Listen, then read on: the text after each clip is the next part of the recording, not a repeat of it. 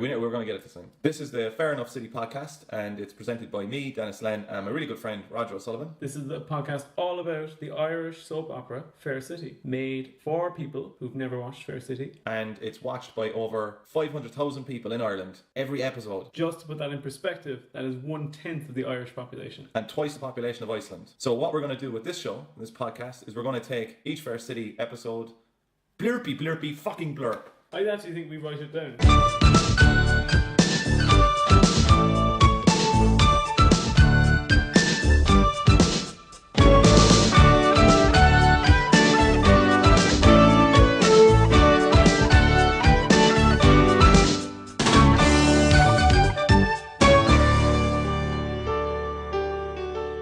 I thought it was pretty good too. It's definitely a good Western. Yeah. It's just the subtitles drove me crazy. Well, you can't read. Well, that's why it drove me crazy, because I couldn't understand it in it. Yeah, but you speak fluent Irish, so yeah, I do. It was fine. No. You've been trying to learn Irish. I've been trying to learn Irish. I actually, right, this is...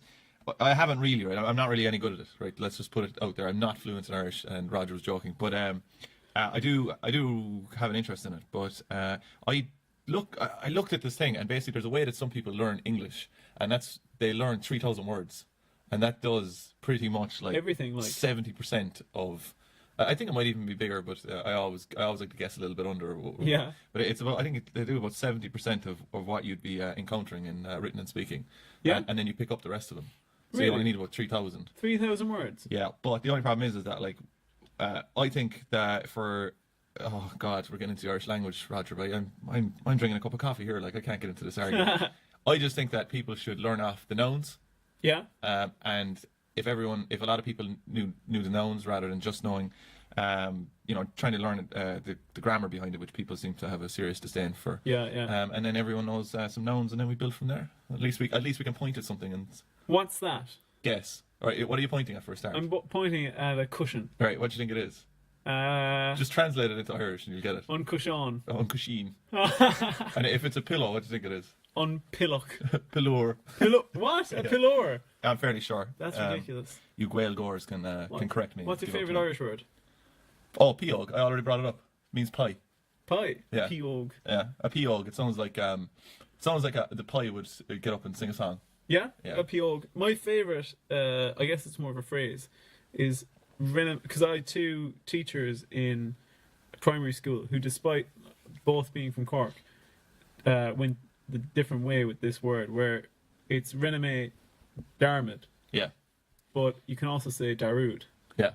And but it's spelled Dermot, like that's the more simplistic version. But I just like the term Rename Darude, and also or Rename Dermot, and I would have to use that a lot because it means I forgot. Did you have any Gaeltacht Nazi teachers teaching you? Not really. And when I refer to Gaeltacht Nazis, I mean people that almost punish you with Irish, and don't really want you to learn. They just want to masturbate while you get it wrong. You made a reference to Gaeltacht Nazis the other day, but the way you said it, it was as if you were talking about these well-known people from the Gaeltacht that are National Socialists, that are proper card-carrying Nazis. I'm not saying they are, but I'm not saying they're not. Sure. So, but nothing. But if you think about it, though, right? They're basically. I mean, they want to separate themselves from everyone else. Yeah. They think they're superior. Definitely, yeah. They're practically Aryans, like. That's true, yeah. You know? Hardy Nordic race. Do you know that Hitler made a sly move actually when he made a speech about Ireland, and he, instead of using the word Prime Minister, he actually used the word Taoiseach to butter us up. Are you serious? Yeah. And I have to say, right, Hitler has committed horrendous crimes, right? But even when I was reading about that, I was like, it's actually pretty cool. And then I was like, no, that's Hitler trying to trick us. Do you know what drives me mad is when people say, oh, Gaelic. Yeah. Like English people. Actually, Mark Kermode, who I'm a big fan of, film reviewer, reviewing Black 47, said, oh, and they speak Gaelic in it.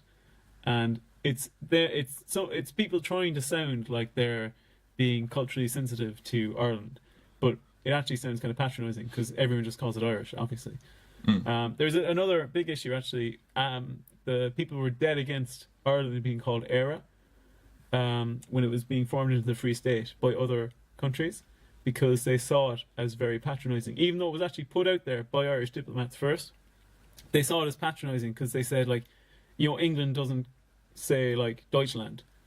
England says Germany when they're talking about Germany, but then they recall Ireland era, and they saw it as like a continuation of like making Ireland into this diminutive little thing of like, oh, we're not going to call you a proper country. We're just going to use this name that we've always used as like a pet name for Ireland. That's absolute mental gymnastics, like. Yeah, it's crazy. I Yeah. actually prefer the original Irish flag. Controversial.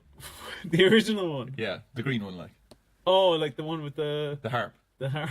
No, I know that the other one, symbolises peace between Catholics and Protestants and all that. Does it really though? But yeah, it's Yeah. the whole point of it.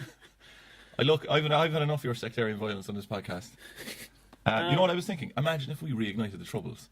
Just through the Yeah, podcast. if we got it back down to Oh! those two lads. Who would be? I was actually thinking during the week. We might do this next week's episode. I was thinking what characters in Fair City would have who would be their favorite bands, and I was going to name you the bands, and then you'd have to guess the characters. But instead, who in Fair City do you think would be Unionist, and who would be? Are you Republican? serious? Yeah, I am serious. I'm not answering that. Come on, Bob would be a Unionist. I'm not anyway. reigniting the flames. Come on. No, who did you say? Bob would be Unionist? Yeah. You're only saying that because he's got a bit of a posh voice. Yes. No way, man. What about Daniel O'Connell?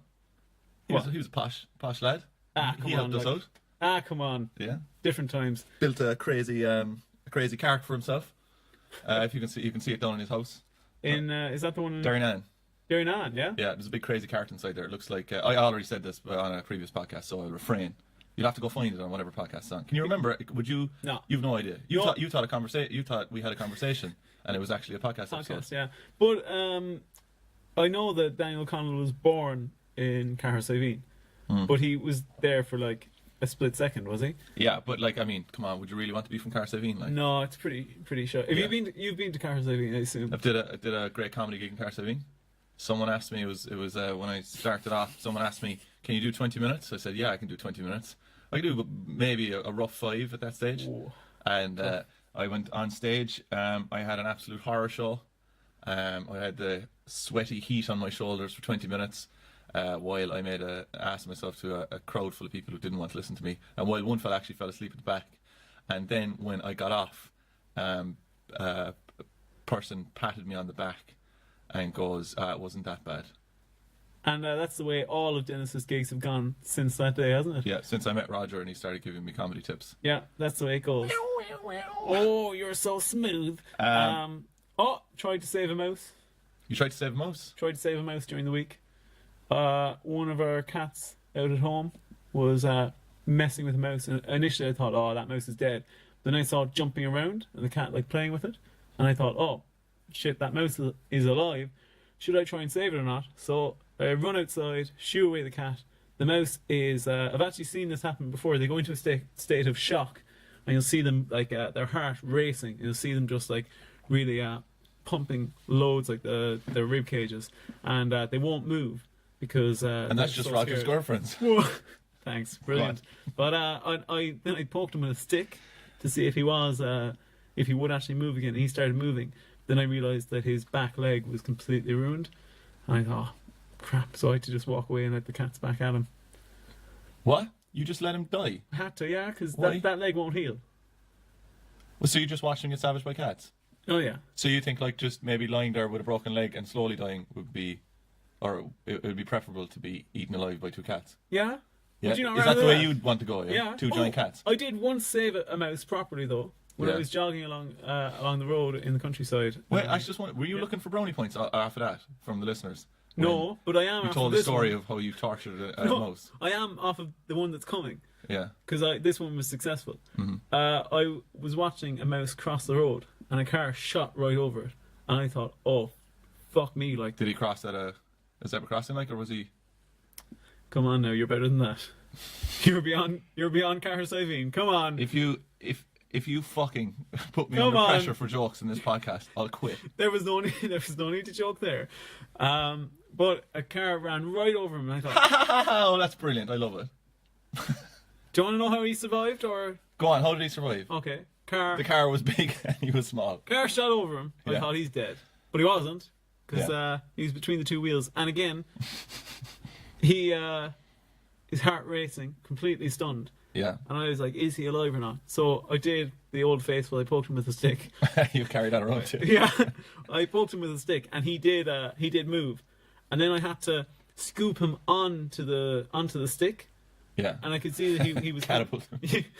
and I just fucked him away. Fucked him off the next car that came along. But I could see that he was still kind of that he was coming back to his senses. So I walked him over to a ditch, and I placed him up in the ditch, and I gave him a little bump, a little boop on the back side, A little bump in the ass. and he scurried off into a field.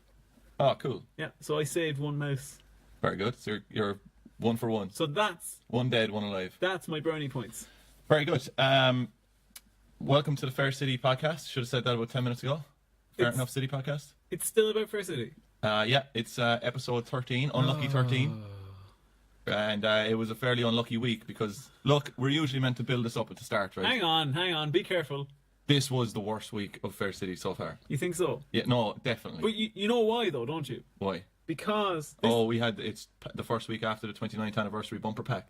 well, actually, yeah, pretty much. But I'm sure you're aware of this. That there's when you're writing drama, one of the biggest issues is the relative relationship of stakes in the drama. I love steak. Steak. Is that a good enough joke for you? Yeah, that was great. It was a play on words. Keep them coming. Oh, I'm fucking printing them here. I can see you've been writing them. But the stakes for the previous 3 episodes have been genuinely life and death. If you remember last week, Dolores called over to Damien's house and walked away. And then Damien said later in the episode to Steve, when the guard Steve told him, "Listen, we've sorted the cure business." Damien said, "Geez, I thought Dolores might have been shot." And Steve said to him, "Yeah, she was going to be until we sorted everything with Kyo." So You're talking about this week's episodes. but last week that happened last week. It's happened this week, didn't What? it? Yeah, you just ruined all of this week's episodes. That didn't happen It this did week. happen this week. Did that happen this week? Oh, Jesus! Like that was the big thing. Dolores getting assassinated. Are you sure It was that called happened off. this week? Yeah, I we'll don't find think- out. What do you want to bet? One mouse. No, I'm not. If you had to choose Yeah. between killing a dog or 1,000 mice, which would you choose? Oh, Well, what type of mouse? friendly mice. Oh, but like, Friendly mice that have children and are they want to just better field themselves. mice? They're field mice that have little trailers that they work the farm with. Oh, because you see, there's a lot to. One of them has a plough. Aw, there's a lot to consider in this, you see. Because 1,000 mice is probably enough to have a genuine ecological impact on a particular area. Mm-hmm. So I'd have to think about, Well, they wouldn't be able to farm the land, so they But- obviously have an ecological effect. but who are their predators? Would it be positive for like the barn The owl dog community? is the farmer's dog as well. Farmer's and dog. He's a bully. And I bet he's well fed, is he? Yeah, and he's fattened. Come on, who are you going to kill? I'd lead the mice in an uprising against the dog. Yeah. And we'd hang him. You'd hang the dog. I'd hang the Do dog. you know that Chris Evans lost his job before on the radio for saying something bad about dogs? I think he may have mentioned to eat them or to was it eat them or kill them or something? Would you eat lost his job like a half an hour afterwards? Would you eat a dog? No. Would you eat a dog? Well, I don't eat meat full stop. So So I'm kind of... why the fuck does that make me more likely to eat a dog? It definitely does. Why? You're exponentially more likely to eat a dog than I am. I just because you eat meat doesn't mean you're going to be some sort of fucking monster that's going to eat a dog. Well, what's the difference between eating a dog and eating a cow? I don't own a cow. You don't own a cow. Yeah, I can't form a bond with dogs. With dogs? Yeah. With cows, you mean? Oh wait, no, what's that mean? Would you eat a dog if you had meat?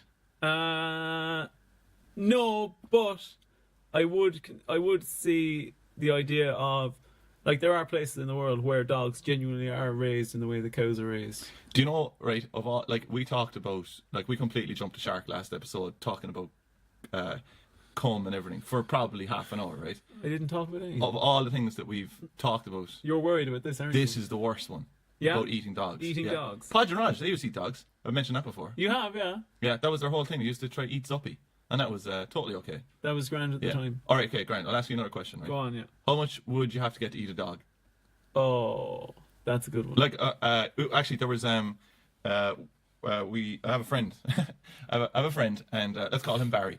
And no. Barry doesn't have the most progressive views in life, right? But we, on a trip down from Galway once, we did work him down to giving hypothetically giving our friend, I'll call him Steve, a blowjob from what started off as €1,000,000 to €300. So he's gay for pay at €300. A very achievable amount of money. Oh yeah, like we probably could have got that together in the car. €300. Like what would you what? So for the price of a PlayStation and a game, he would have probably gone against his quite backwards ideals, but yeah, he would have dropped all of his ideals. Do you think that you were making him more progressive by him putting a monetary sum on his ideals? Yeah, by talking him into sucking off a guy for €300. Well, I mean, when you put it like that, it sounds fairly sinister. But no matter what the man's idea is. Yeah. I suppose. Oh, did you ever notice? I was talking about this the other day. I'm not sucking you off, Roger. He is. I've got €300 right here, Dennis. Oh, look at this. Oh, it's just bursting out of my wallet. Did you ever notice that it's rent boy but call girl? Rent boy, call girl. In what sense is that meant to be like a eureka moment? Like Or are they just different words? No, but like. Did you ever notice the way it's dog and then cat? No, but like we were talking about. Why isn't it just called dog 1 and dog 2? They never call them call boys when they're talking about like 18-year-old male prostitutes. Ah, Jesus Christ, Roger. We seriously talked about, like, we went too far in the last episode, and now we're talking about eating dogs and call boys. It's rent boy, actually. Would you ever be a rent boy? No. 300. As I hope you don't mind me saying that you are a heterosexual man. So even for sex with women, because I assume that you probably wouldn't go gay for pay, would you? No, I wouldn't. I think it would be like Midnight Cowboy type scenario. That's a depressing, horrible film. Oh, it is, yeah. But like that guy. Angelina Jolie's dad's in that, isn't he? I think he is. What's his name? John Voight. Yeah. That guy thought he was going to be, it's going to be a brilliant life. Yeah. Like just being a rent boy for all these extravagant MILFs. Well, that wouldn't have been the word that I would have used. What would you use? I would have said women. But that's just me. Okay, well, put that term in it, so. Okay. But in fact... Is that your porn search? Women. Women. That's it. Oh, nice woman there. Look at these women.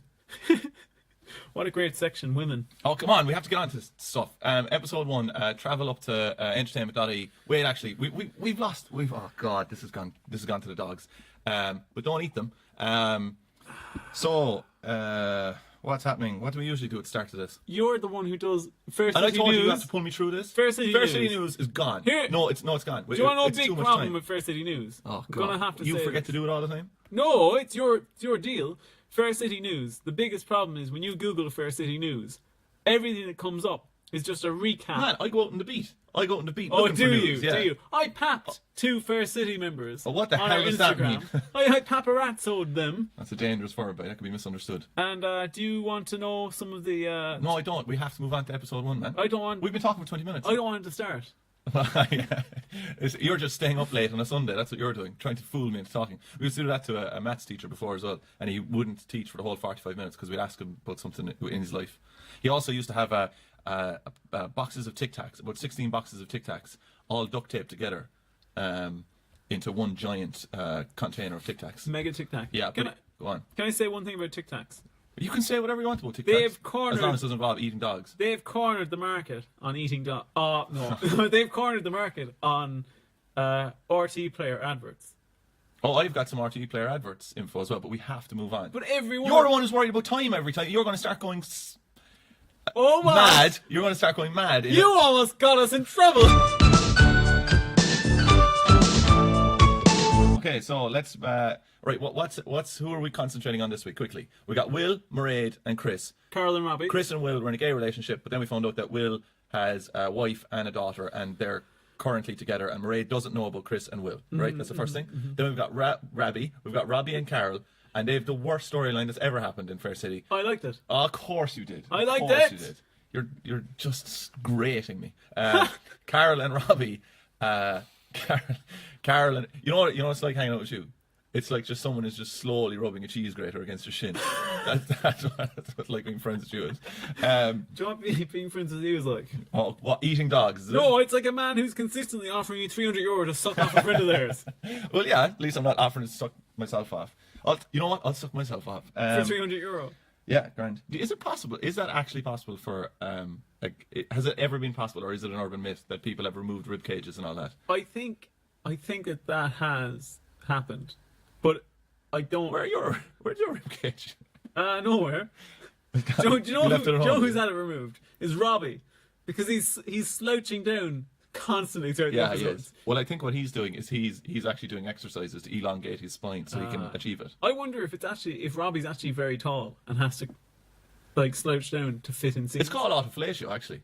It is, yeah. Yeah. So how would you know? what? What? What are you talking about? But the technique that I once heard of was You once heard of? Yeah, it's falling backwards into a bin. Do you know what's great? No, right? All they're taking away from the start of this is that we eat dogs, right? Which is horrendous, right? And probably lost all of our listeners, and that we suck ourselves off. No, that's ridiculous. We eat dogs and suck each other off.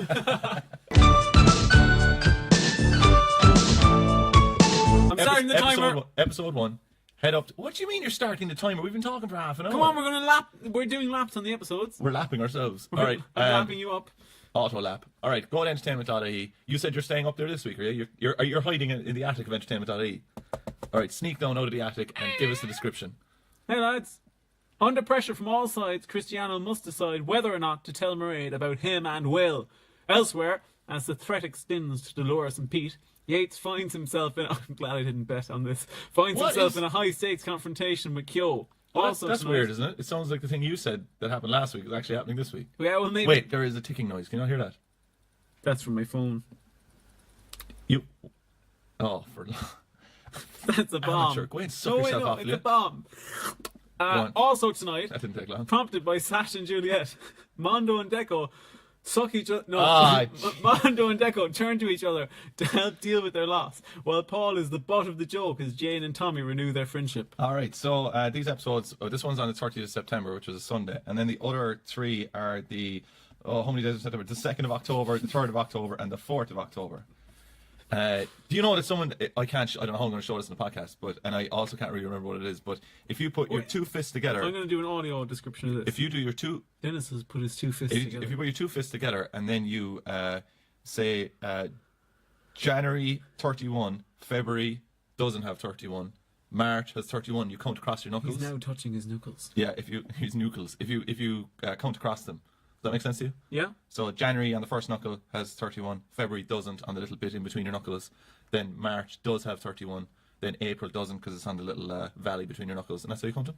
And then your 2 knuckles between your what's wrong? No, I'm just paying attention. No, you're looking at me as if it's not working, but it is working. Is it working? Yeah. Okay. No, so you're saying... So just a bollocks. No. Go on. So you're saying that you put your 2 fists out. Yeah. Listeners, you can join in. No, what you have to do is, right, you put your 2 fists out, and then you put your head in between the gap, and then you reach down, and you suck yourself off. All right, okay. Episode 1, it's where are we? We're in the street. Street Vinos is what I call it. Oh, outside. Outside, that's the word. I now just have a template that just starts with every scene for the first scene in episodes. It's just outside. On the street. I mean, what is the reason? Why do you think they start on the street all the time? Because it used to be because they were advertising the supermarket. I think it's because they want to remind people that the outdoors does exist. But forget that. Come inside. Come into Fair City. All right, so it's the street. Vinos. The characters are Jackie, Tommy, and Paul in this one. Oh my God, what's your one's name? What, Jane? Jane. So Jane got a raise, but she hasn't told her son Callum, who needs money. Yeah. And Tommy did a job for Jackie. And Paul sorted out. It turns out that Paul actually sorted out Callum's money. Troubles. That's the scene. Good notes. Thank you. There is a bit of a quip here that Paul has when Tommy passes by, where he says maybe he'll put some hidden cameras somewhere, referencing the fact that Tommy Dillon before hid in somebody's attic, but we don't know who. No, it was Jane's attic. Was it Jane's Yeah, attic? yeah. Really? Yeah. And she's like civil with him now. Yeah. That's weird. It's not that bad if you hide in a woman's attic for a few months and you would have went nuts when you did it. Yeah, well, she was a bit uppity anyway. Yeah. Don't get a styra if you don't want a lad going up there. I did. Don't make it easy for Roger to get into your attic. That's all I'm saying. Scene 2. But he will get in there. No, wait. I'm okay. thinking about. I just want to look up about camera laws in Ireland, right? Can you record someone in the street or whatever? Right? It's actually unbelievably confusing. I think. Go on, no. No, go on. Give it to me. I think you can if it's in a public place. Yeah, but basically, right, the breakdown of this, I'll try and make this quick, Yeah. is that you can't, just because you step outside doesn't mean that you lose your right to privacy. Yeah. Right? But the problem is that if, let's say, someone, there was a case, right, of a prison guard, and he was beating the crap out of an inmate, and they had basically a camera footage of him doing that. And in court, he tried to say that, well, that's actually, you're illegally filming me, so my right to privacy is gone or whatever. But the judge will then make a decision on, well, does it have merit? So we've caught you doing this act, so therefore we'll get rid of it. So it actually depends on what you're doing. So they'll kind of overlook it if you are filming someone. Yeah. And you only need there's this weird thing as well. You only, like, if you're recording someone, there's only laws there if you're recording like someone on the phone, but not for WhatsApp and Facebook and all that in Ireland. Really? But again, they'll kind of look at it case by case. Yeah. But if you're out in public, right, and you take a photo of someone, I think pretty much if it goes to harassment, or if you take a picture of someone, like, and they're, let's say, I don't know, let's say they're fucking in a state of distress or something, and you take a picture of them, you can get done for that. Whoa. Yeah, so it doesn't really matter that you're in public. If you're at a concert and stuff, there's and you're in a shot, that's fine. But if there's a guy going up, like, taking pictures of you, and I obviously mean a pervert. A pervert. Yeah. So you do have a right to privacy outside. I was looking up yesterday, actually, the Oscar Wilde libel case. Oh, very good. Yeah, and Let's get cracking into that. yeah, and because I'd heard of it, I'd heard about it, but I wanted to really get down into it and figure out, was Oscar Wilde gay?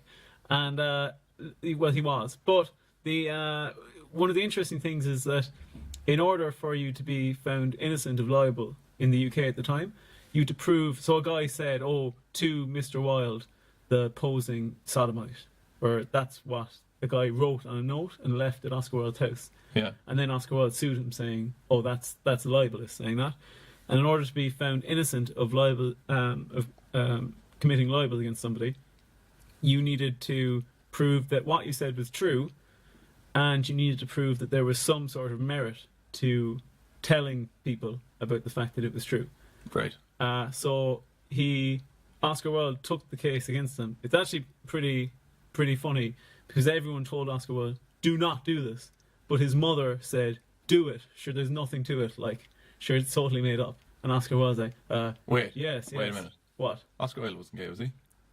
We got bad news for you. Oh my god. Yeah, he was gay. But so that completely changes his writing now. it does, yeah.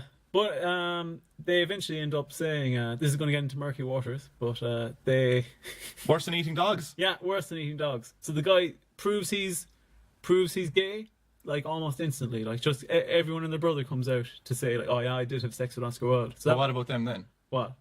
Because it was illegal at the time, wasn't it? Yeah. I mean, it was illegal to be gay in Ireland up until 1990 or something. Yeah, it was, but people still did it. But the interesting thing is There should be kind of I don't know, like a sarcasm beep or something that comes up. yeah, you Just think so? Yeah. Or a font. Because sometimes you're playing it a little bit too straight. Me. See what I did there? Here, Roger, what's going on? What happens? Oh, I was looking up to see if Oscar Wilde was having sex with children or not. You're not actually serious, dude. That is true, because he was. Why the fuck are you talking about that in this podcast? Because I wanted to see. Well, finish it. Okay. Was he? So Oscar Wilde was having sex with 16-year-olds, but at the time, Oh, for the love of God. the age of consent was 13. And this is episode 13. Whoa! Oh, see what you did there. Yeah. That's great. That is Great. great. Thanks for bringing that up, man. And I found that information on an article on the Catholic Herald website. Brilliant, Roger. Scene 2, we're in the get a timestamp there. This scene 2, we're in the warehouse. It's Kyo, Edo, his goons, and Steve the guard. Steve the guard walks in. He goes straight into the freezer and he just says hello to all the goonies. And then he reveals to Edo that he knows some drug dealer information that Aiden didn't think he knows. And then Kyo gets suspicious of his main man Edo because he's like, "How did Steve the guard find out about that?" Yep. Pretty much. That's grand, yeah. Scene 3. You've no input on that, but you'll talk about that Oscar Wilde horrendous case. Thought it was necessary. Scene 3, Deco's house. Deco's house. Sash has gotten the baby to sleep as Deco arrives home. Olivia has also arrived, the counsellor, to help Deco with his stress. Brilliant. That's it. This episode's garbage. The whole week is garbage. But like, obviously, when you get straight into talking about paedophilia, straight off the bat, like, Are you going to cut that out? I don't know. Like, we've talked about it probably 6 episodes at this stage because we had that stupid story that was running through it for ages. With that's disappeared as well. Yeah, the What are their names? Kieran? no, Juliet and Kian. Juliet and Kian. Yeah, Juliet and Kian. There was a dodgy relationship, with, completely illegal relationship going on between them, and then Fair City just forgot about it. Yeah. But thank God Roger's keeping it alive anyway, burning the torch. Scene 4, we're in Vino's. It's Robbie, Damien, Ado, and Steve. Ado walks in, and they think he's using. Oh man, I'm falling apart. These episodes are the worst. They're so bad. They're so bad. It's made us realise how good the other episodes All are. right, I'm taking off my hoodie. The hoodie's coming off. All right, so here we go. Let's get into it. We're re-energized, aren't we? Yeah. Just think of the spice bag afterwards. Oh, And I'm not talking about your mum. All right, so Damien approaches. excuse me. Ado, She listens. Ado, someone asked me, or someone told me actually, that that's all here, but no. For fuck's sake. Tell her to stop going under that bridge.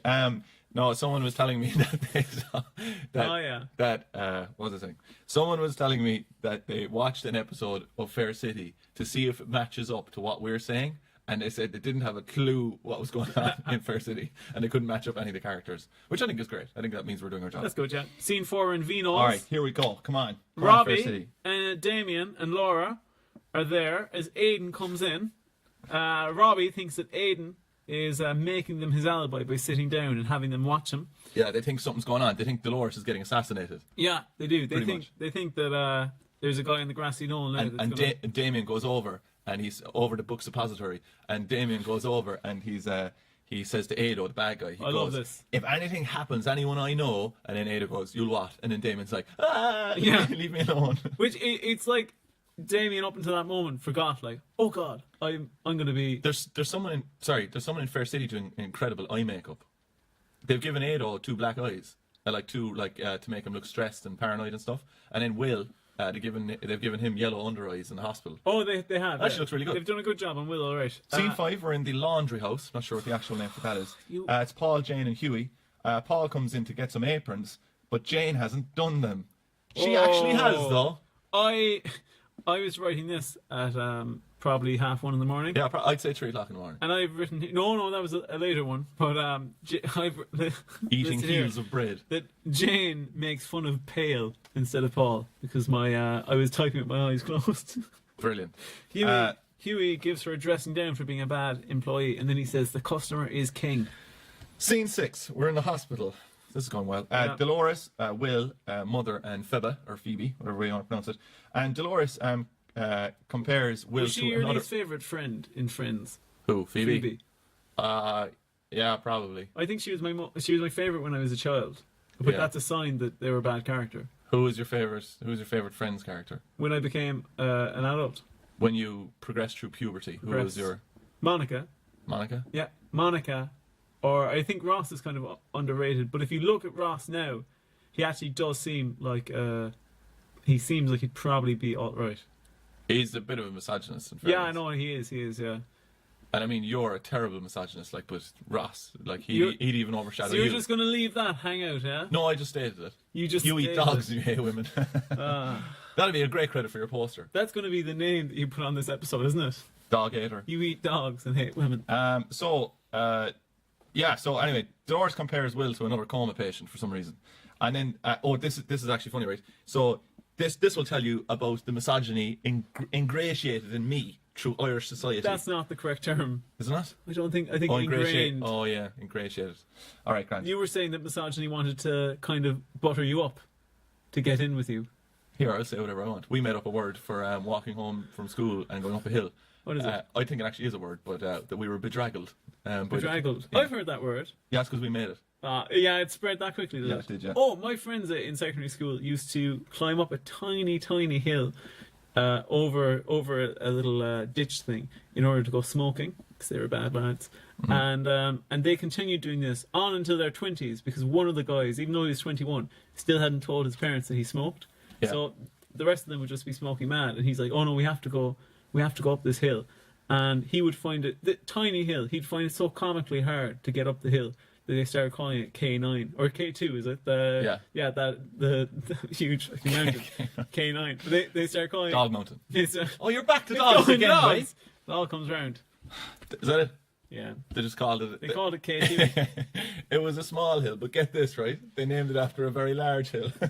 I'm gone. Yeah. Oh man, we can't, like, we've started fighting with each other. Do you know what this is? This is this is fucking purgatory. Is what this is. Can you close our back wall there? Sorry, there. Do you know what this feels like to me? Is like an argument on a holiday with a girlfriend that you've gone on holidays too quickly with. No, it's an argument on the first day though as well. Oh, where someone has buggered up the hotel booking or something. Would you do that? Would you What? bugger up the hotel booking? Probably. I don't know. What are you talking about? So the wife wants Phoebe to go back to school, and all of them help convince her to go back. This is such a bad episode. But she has a line. She goes, "It's double PE tomorrow. I'm not rushing back for that." How could it be double PE for the whole fucking day? Yeah, just a full PE day of PE. What was your favorite thing about PE? Favorite thing about PE? Our favorite thing about PE was our PE teacher, Mr. Golden. And Mr. Golden? Yeah, Mr. Golden, yeah. He used to say that we'd be able to pick 6 weeks of something. And we used to always say indoor soccer to drive him insane. Because he had to obviously adhere to like doing different sports or whatever. And we'd get it to the point where he would go, "If you say indoor soccer once more, we'll never do it again for the rest of the year." And everyone would just say it anyway. And he'd go mental. A quarter of the children in Ireland are overweight, and 4 out of 5 are not meeting even the minimum requirement of physical activity to maintain health. That's according to some statistics in Ireland brought by Professor Niall Moyna, who's the head of School of Health and Human Performance at DCU. Human performance. That's an odd term. Do you don't think? Bit too. No, really, right? We've actually named someone here now, so we can't bring it back to any joke that I assume is going to involve eugenics. We better move on. Yeah. So, scene 7. We're in Deco's house again. It's Deco and Olivia. Deco wonders if Olivia will turn him into social services. I don't know. You mixed that up. No, that's it. He doesn't want to talk to Olivia, the psychiatrist, because he's afraid that he'll be turned in. But you know what? That's the most suspicious thing of all. Imagine if somebody's come to assess whether or not you're a good parent, which she hasn't come to do that. But imagine if she had, going, "I'm not going to talk to you. You're just going to think I'm a bad parent." I think it is a pretty. That would be a concern, though, wouldn't it? Oh, like you'd be afraid that you'd be assessed to not be fit of your kids. So then why would you be like, "Well, I'm not going to take the chance then"? Oh, but I would assume that it just seems suspicious. I'm writing a letter to the writers of Fair City as well, and I need them to stop saying the phrase that all the bishops say, "I'm a bishop." That there's like this big family pride thing. Can I tell you now? Nuts. Just forget about that now, because that won't ever stop. All right, cool. Do you think the listeners have any idea what's happening in this episode? I don't. So we're in episode 8. We're in scene 8. It's the warehouse, which is my favorite location, and I'm not joking. I actually really like it. It's Ado Kyo, they're the baddies, and Steve, the guard. He's there. So Aidan says that he will take a jail bullet for Kyo, which is not some innuendo. It just means that he'll go to jail and take the rap for Kyo knocking down Will, the guy who was in hospital. And then Kyo, we missed a huge bit. But anyway, Kyo asks Aidan why he was talking to Steve the guard in Vino's. And in this, right, so earlier on, Ado gives Steve some information, Steve's the guard, about that they're going to assassinate Dolores and kill Damien's sister as well. Right? And then later, and there's a baddie in the background listening to them. Yeah. Right? And then they're in this scene, and Kyo kind of says, "Oh, Ado, were you in Vino's earlier on?" And then these two other baddies that were in Vino's and heard the conversation walk in. And then Kyo says that he wants Dolores dead, but doesn't corner Ado on talking to the guard. He just says, "Well, no, I really want her dead." You go do. Now I know that you're a snitch. Yeah. Why don't you kill Dolores? Yeah, and then Steve walks in with Robbie, who's not a guard at all. Yeah. Who is some sort of ex-military man. Yeah. And they walk in together for God knows why. Yeah, pretty much. Well, did you make anything else from that scene? No, except for the fact that Steve and Robbie have hated each other for about 3 weeks now, and off screen they've become friends. So we come back from the break, and it's the warehouse again, and it's all the same characters. And Kyo challenges Steve that basically there isn't like that no one else knows about his interactions with Kyo, and that he's like a lone wolf on this mission. And then Steve tells everyone to get out, that he needs to have a sit down with Kyo. But why did he bring Robbie in the first place? if you just True, told him yeah. to go away. He just sends them out again, yeah. But Kyo says that one of the reasons he doesn't have backup is he goes, otherwise you wouldn't have citizen slob here. Yeah. That's what he calls Robbie. Kind of mean. Roger, would I be right in guessing that your notes are very light on this? Yeah. You'd be correct. I can hear it in your voice. You're like, oh no, the chapter on that was really good. I don't. I'll tell you what happened, right? I'll tell you what happened. As happened? I was writing these, This is the first episode, like. I know. As I was writing these, I was watching it very late, and I start doing a technique, which is one, watching with my eyes closed, which is. Are you actually serious? No, yes. Yeah, you are. Yeah, I'm half serious, but I'm very good. I'm very good at watching with my eyes half closed, and I start doing this technique that I call. Oh, I'll probably remember it later. How's that technique going? Oh, not so well. So But- you don't even have the imagery to help you remember it. 'cause- No. But I start writing stuff like Kyo and the lads, and I just start truncating everyone in the scene Great. into just little. So when I baskets of asked characters. you before this to carry carry me me. through this episode, that's not happening. No, you will have Because to carry I me. assume they'll get worse. Well, you see, the problem is I've carried you for about 12 weeks now. and- Have you really? Yeah. Yeah. Yeah. You haven't nearly just got us banned from podcasting about 16 times. No, I don't think so. No? Maybe like. Do you know what 4 someone said to times. me as well about the podcast? What? They said there's recurring themes in the podcast, and one of them is having a stroke. And I said, oh, I wonder why that is. Is it because Roger brings it up every single episode? Scene 10, we're in McCoy's. It's Dolores, Chris, and Deco. Dean says that Chris has lost the plot with Mairead, and Deco comes in with a bag of clothes. Denise gives to the charity shop, and then Mondo comes over. And just to explain a little bit on this, Mondo comes over and Deco says, oh, here, Dolores, these are all Carrie-Anne's clothes. Can you put them into the charity shop for me, please?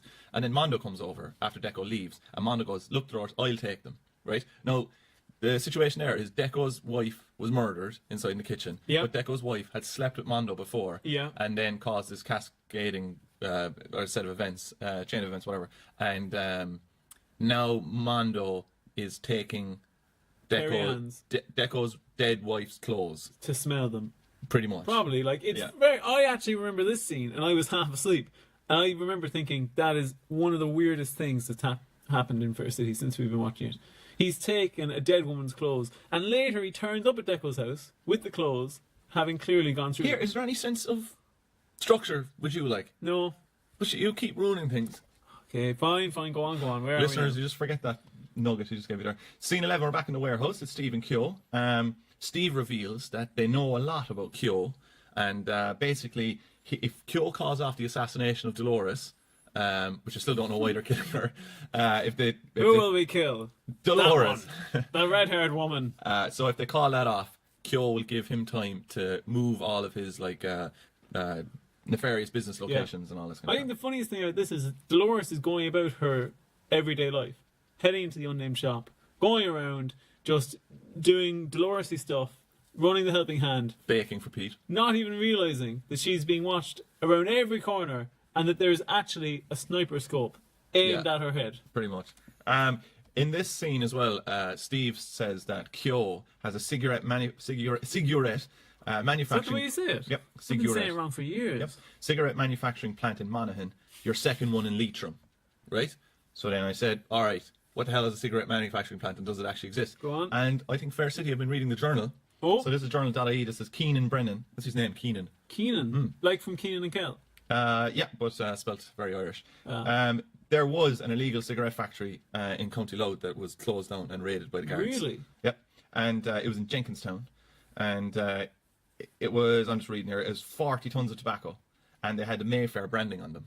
Really? Yep. So something like capable of producing. How many cigarettes do you think it was capable of producing per hour? Per hour? Per hour, yeah. 1 million. No. Can I do it? 250,000. Oh, Yeah. I was going to ask for a do-over. That's great. I love you. Like. Did you like, say an hour? I thought you meant 4 hours. Oh, you'll never guess how much I got this jumper for. A cent? 1 cent is it? But How old do you think I am? A guy- 100. There was this is on the journal, and the journal is famous for its comments section. And there was one little piece of information in this, and it said that all the men who were arrested were in their 20s and 30s, and they were all from Eastern Europe, right? Right. And the first comment underneath it was, immediate deportation. Brilliant. It's like great stuff, lads. So scene 12, we're in the laundry house. It's Tommy. That's a very different thing. We're in the what is the laundry? We're in house? the laundry. We're in the laundry. We're in the Magdalen laundry. Roger, that's not the. That's what a laundry Tommy house and is. Jane. Tommy and Jane are in there. Jane asked Tommy to go for a. I've written to go for a drunk. Oh no. To go for. I'd say you were you? Jane asked Tommy to go for a drink with Huey and Jackie. Here, I've been talking a lot during this. I'm actually. What are your notes? Will I take it away? Will I guess what Your happens in this scene? Your note is Jane and Tommy have an awkward chat. Yeah. Will I give a guess of what happens? Jane says something to Tommy. Tommy says something to Jane that's stupid and it's a big load of shit. And he says something like, "Oh, I'm sorry for." I should have picked up that you did nothing this week because you asked me we don't know who the man was living in Jane's attic, but we clearly find out in the scene that it was Tommy because he apologizes to Jane for it. No. I said that I knew Tommy was living in somebody's attic, but I didn't know whose it was. Oh, my apologies. Wrong way around, yeah. But exactly the same point. Yeah. Yeah, all right, Grant, yeah. But it says in this, right, Tommy says, I always meant to say sorry for what I did. And then Jane kind of says, you know what, like, I actually don't care about it anymore. And you're kind of thinking, is there something between Tommy and Jane? And what it's telling us is that, like, if you live in someone's attic, that woman will eventually fall in love with you. Really? Yeah. But let me know how it works out. It didn't... So scene 13, McCoy's. Steve the guard won't tell John the guard anything about his current missions. I need to die! And Dolores and the gang have another intervention with Chris where they... Chris, oh my god! The amount of times this week that they tell Chris, "Stop going to the hospital, Chris!" And Chris goes, "Oh, I'll actually just go and visit Will one last time." One last time. Scene 14, we're in the station yard. It's Tommy, Jane, Jackie and Huey. Tommy gets Paul a pity pint. That's what they refer to it. They do, yeah. And then Paul goes, "Does that pass for wit in Kilkenny, does it?" Oh, yeah. Calls out the Kilkenny lads. No harm. I've called Tommy Yummy here. Tommy Yummy gets the drinks in. Brilliant. Scene 15, we're in Deco's house. It's Mondo, Deco, Sasha and daughter. Can I ask you a personal question? Go on. Have you, and I'm asking you this because I know you definitely have. You said Tommy, whatever, Tommy Yummy or whatever? Tommy Yummy, yeah. Tommy Yummy. Have you ever had pet names given to you or given to someone else for their genitalia? No. They've never referred to it as like Big Roger. Well, yeah, but that's just standard. If you were to see it, that's what would come to. That's just my mom. That's just what would come to mind if you saw it. In a kind of ironic, sarcastic way. No, in a very genuine. Okay. You can't help but be earnest when you're looking at my penis. I should know. Oh no! Can you please put on pants? The importance of being earnest. We're in. Nice tie back to Oscar Wilde. Deco's house. Mondo, Deco, Sasha, daughter. Mondo brings back all the bags. Can I tell you one more thing about Oscar Wilde? If honest to Christ, if it's anything as shit as what you told us the last time. Thanks. Well, Thanks. you brought up paedophilia. Well, you'll find this really funny. In he's being cross-examined, right, for whether or not he is gay, and they ask him, "Did you ever kiss your servant boy?" They ask him, and he says, he says, "No." Unfortunately, he's frightfully ugly. And the cross-examiner goes, "What?" And he goes, "I was just making a joke." But it's like, man, don't make jokes when you're being cross-examined. Oscar Wilde, right? Oscar Wilde was actually, there is a term, I can't remember what it is, but he's famed, for being very witty and stuff. Yeah. As, you might know. I'm familiar. But one of the reasons he was so witty is because what he used to do is he used to get into a situation where someone would say something to him and he wouldn't have the remark, and then he'd go away and think about it and save it up for when it would happen again, and then he'd do it. Really? Mm-hmm. Joe, there's a certain term for that. He popularized the phrase, "It's at times like these you find out who your true friends are." Really? Yeah. And Kiss the Servant Boy. That was his first album. He converted to Catholicism before his death. Very good. One of the last things he did. While they killed him in France. Scene 16, we're in Damien's. It's Damien, Laura and Robbie. Steve said that they don't have to worry about Kyo anymore. It's all sorted. Yeah.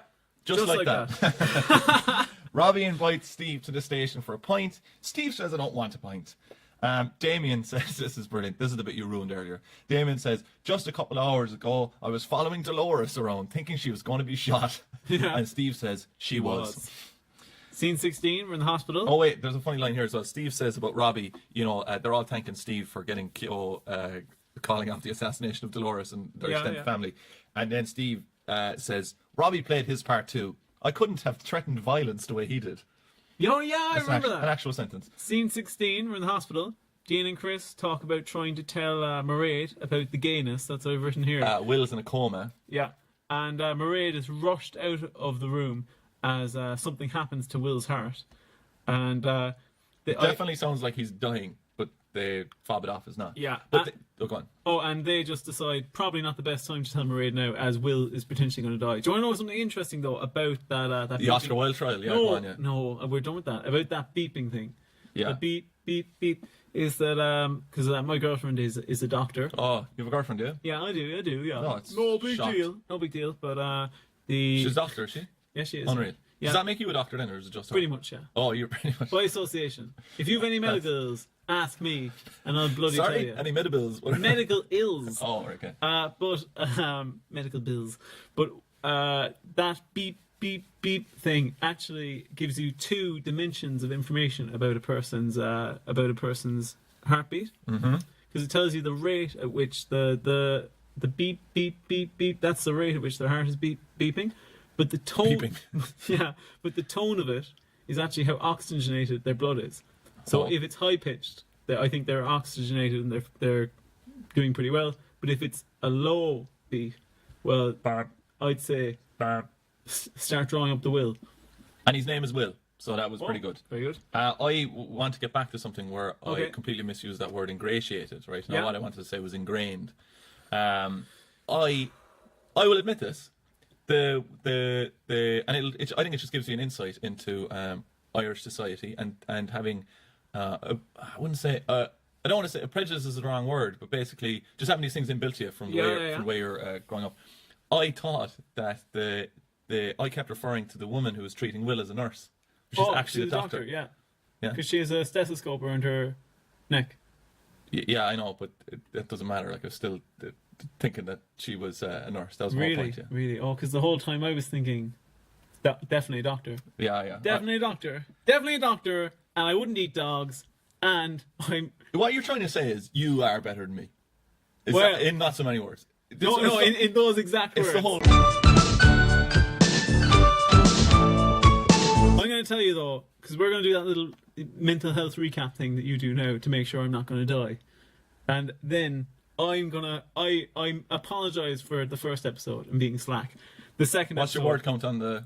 Well, it doesn't matter. It's more. It's way. All the right, next cool. one is All right, I can do it. We're subbing Roger in. I can do it. We're subbing Roger in. He is Bring me in there, He is coach. a modern man who sees stethoscopes and doesn't see gender, whereas I accidentally did just see gender. Yeah. All right, that's the end of episode 1. Yep. All right. I am feeling pretty awful. But how's your what's your episode title? Episode title for that one? You have an episode title, I assume, don't you? Oh yeah, I definitely do. It's can you guess what it is? I don't see genders. No. Roger O'Sullivan. The No. trial of Oscar Wilde. It's Inappropriate things to say in a podcast. no, it's Citizen Slob. Oh, very good. I had a cat named Slob. Did you? Yeah, and what did it look like? It was actually quite an athletic cat, but it wasn't the same term slob as you might imagine it. It actually came from my dad calling the cat Strawberry, and then my nephew, who was very, very young at the time, unable to pronounce strawberry, so used to call him Slobbery.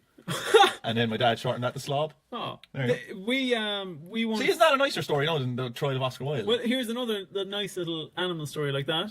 There was once a Shetland pony in the field next door to us growing up, and it was just in there grazing for a while, and it was called Tiny, and it had a huge penis.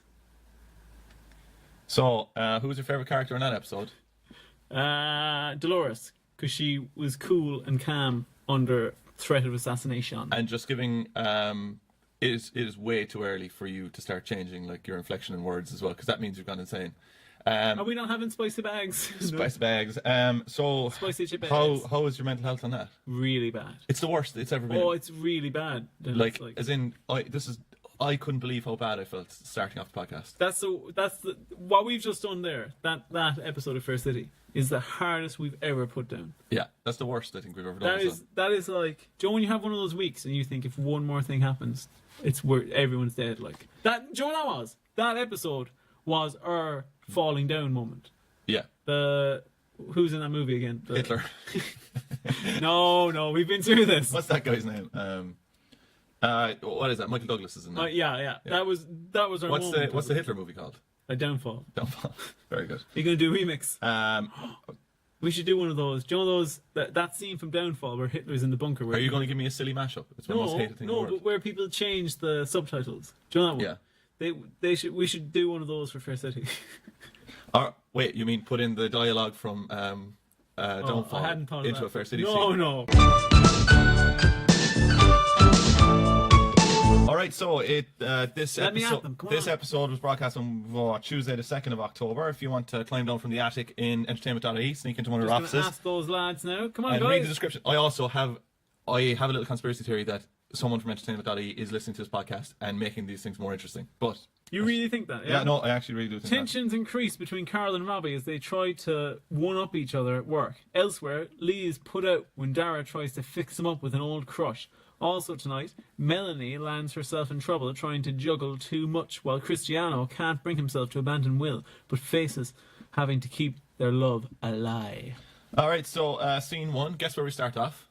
We start outside! No, Roger's going to bring this home for us here, because I have characters Melanie and Jackie in this scene, and Melanie has to move out of the house she's in because of her landlady, and she's been looking for another house for 4 months. Sorry, I'm going to explode. She's looking for another house for 4 months, but is unable to find one. So that's the start of the scene. Yep, Melanie and Jackie, they're chatting about Melanie trying to sort a new flat. Alex, she's trying to keep it secret from Alex. She wants her... How long do you think your newfound enthusiasm is going to last? I'd say one scene. No, watch this, right? Watch this. Watch this. Crack. That's me cracking my knuckles. She doesn't want Alex to know, because she just wants Alex to be very...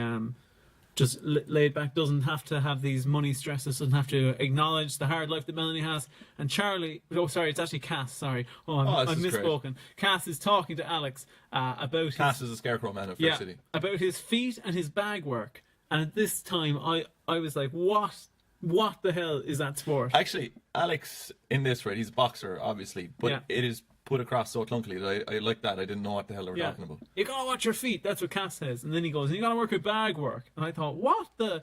Scene 2, we're in the supermarket. We're in the unnamed shop. It's Dean, Dolores, and Dean. Dean, Dolores, and Cristiano doing their full shops in the corner shop again. Absolutely that must cost them a fortune. It's economically ridiculous. ruin them if you were to do your shopping in any kind of side store. Your full shops there. What the hell are they called? It's not your Mini market. Convenience store. Convenience store. Corner shop. There's no wonder Melanie is in money trouble. There's a Centra near me, right, and it's a petrol station, right. Now they have some good deals on in there if you want to get maybe a tin of Pringles or maybe some chocolate digestives, right? But other than that, things are going to be quite expensive in there relative to Tesco or something which is just down the road. I've seen people go in there with do their weekly shop, like that must when you can go in and do your weekly shop in a petrol station. You must have made it at that stage. You must have no financial worries. Oh yeah, I can only. I just popped onto the shop. How much you spent? €500. What'd you get? Ham. A huge slice of ham. And Sintra brand Jaffa cakes. They're trying to avoid Mairead, but she lives with Dean, so that's incredibly difficult. You can't just run into that sentence after just saying Jaffa cakes. Jaffa cakes, yeah. Sure, they've forgotten. You hate Jaffa cakes. I really don't like Jaffa cakes. I like Jaffa cakes. Have you tried the other varieties of Jaffa cakes? Jufu cakes? No, I don't like them. Have you tried Jabba the Hutt cakes? Go fuck yourself. Mairead leaves Phoebe with Dolores, and Cristiano is swayed into going to the hospital again, based on Mairead saying... Who knew that it would be Jabba the Hutt cakes that would drive you over the edge? I hate Star Wars in light of what they've done to it, but Mairead saying that Will might wake up. So then Cristiano, having just a few seconds ago gone, I'm not going to go to the hospital ever again. Mairead goes, Will might be awake, and he goes, I'm there. Scene 3, I'll take this one. Go on. Scene 3, we're in Sharon's house, who we haven't seen in a while. You call it Sharon's house as well? No, that's what I call it. Yeah, so what's wrong with that? But Sharon's not in this episode, but she's so clearly the matriarch of the family that it is her house. Do you think? But it's not Anto's house. All that you see in Fair City is powerful females, whereas I'm just a backwards man from the 1950s. Is what you were trying to say there? No, because I was getting you in on this. Oh, I thought you called it a man's name. No, I was getting you in on this. Yeah, sure, whatever. Anyway, so we're in Man's place. We're in Sharon's house, and Lee is there, and I don't know what the brother's name is. Dara. So Lee says that there's a networking event for entrepreneurs. What's a really nice way that some people say it? Entrepreneurs. Entrepreneurs. Yeah, Wait, entrepreneurs. Anyway, there's an event, right? A networking event, because they love networking in Fair City. Yeah. Oh my God! Everyone in Fair City works in PR. Yeah, the whole lot of them. So anyway, What's happened to Wayne's in Wayne's World is building his dynasty for Junior, but who's probably not even his kid. nope. But it's a ticket to the Horizon Ball, and there's a close up of the ticket, and it's presented by irishstartups.ie, doesn't exist, and it's at the Emerald Hotel in Dublin, has an address, doesn't exist. Can I shock you? The hospital they go to as well, it doesn't exist. That's another part of it. Yeah, it is. All right, so but he doesn't have a date. That's Yeah. the crux of the matter. And so Dara's like, "Hey, I'll get you a girl." I thought you might like this episode. Won't go into details why. Anyway, scene 4. We're in. No, reverse your big train of shit. What? So Dara is trying to hook Lee up with Sasha, Yeah. and I thought you might like that. So what? About what? I thought you might maybe think, oh, what if you were Lee, and then I set you up with Sasha. Oh, you're Dara, are you? I'll You're a big cool Dara, of course. I'll be Dara, yeah. Oh, yeah, nice. I'll be Dara, yeah. Is this your fantasy or my fantasy? Oh, it's your fantasy. I'm just part of it. Keep me out of your fantasies. But I happen to know. Scene 4, we're in I know Vino's. a man who happens to. Scene Scene 4. four. Vino's. Robbie, Carol, Laura, Damien discuss about Kyo and the work in the station house.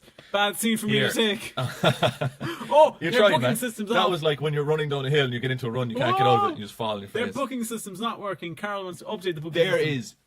What episode are we on? Episode 2. For the next 3 episodes, Actually, they continue a storyline about a fucking booking system. I know. It's ridiculous. Scene 5, we're in the hospital. It's Chris and Mairead. Their lover is in the bed. Mairead doesn't know that Chris is in a gay relationship with Will, her husband. The doctor knows about everything as well. Oh, imagine being that doctor. I don't know. I think you have a girlfriend and she's a doctor. I'm not sure, right? But Oh, that's me, alright, yeah. yeah, which makes you a doctor. Yeah. But would a doctor really get involved here? Because what she's saying, right? And don't worry, they say it 20,000 times over the course of 3 episodes that when Will wakes up from his coma, he doesn't need any stress, right? Yeah. So he's going to see his gay lover and Mairead, his wife, next to each other, and he's going to be wondering, oh dear God, what's going on? He'll get a stress heart attack. But the doctor basically says to Chris, As opposed to one of those relaxed heart attacks. brilliant, Chris, you should write a book. Steak. How to be a bollocks. I like steaks. Chris, Jabba the Hutt cakes. I don't eat meat. Chris, who's Chris?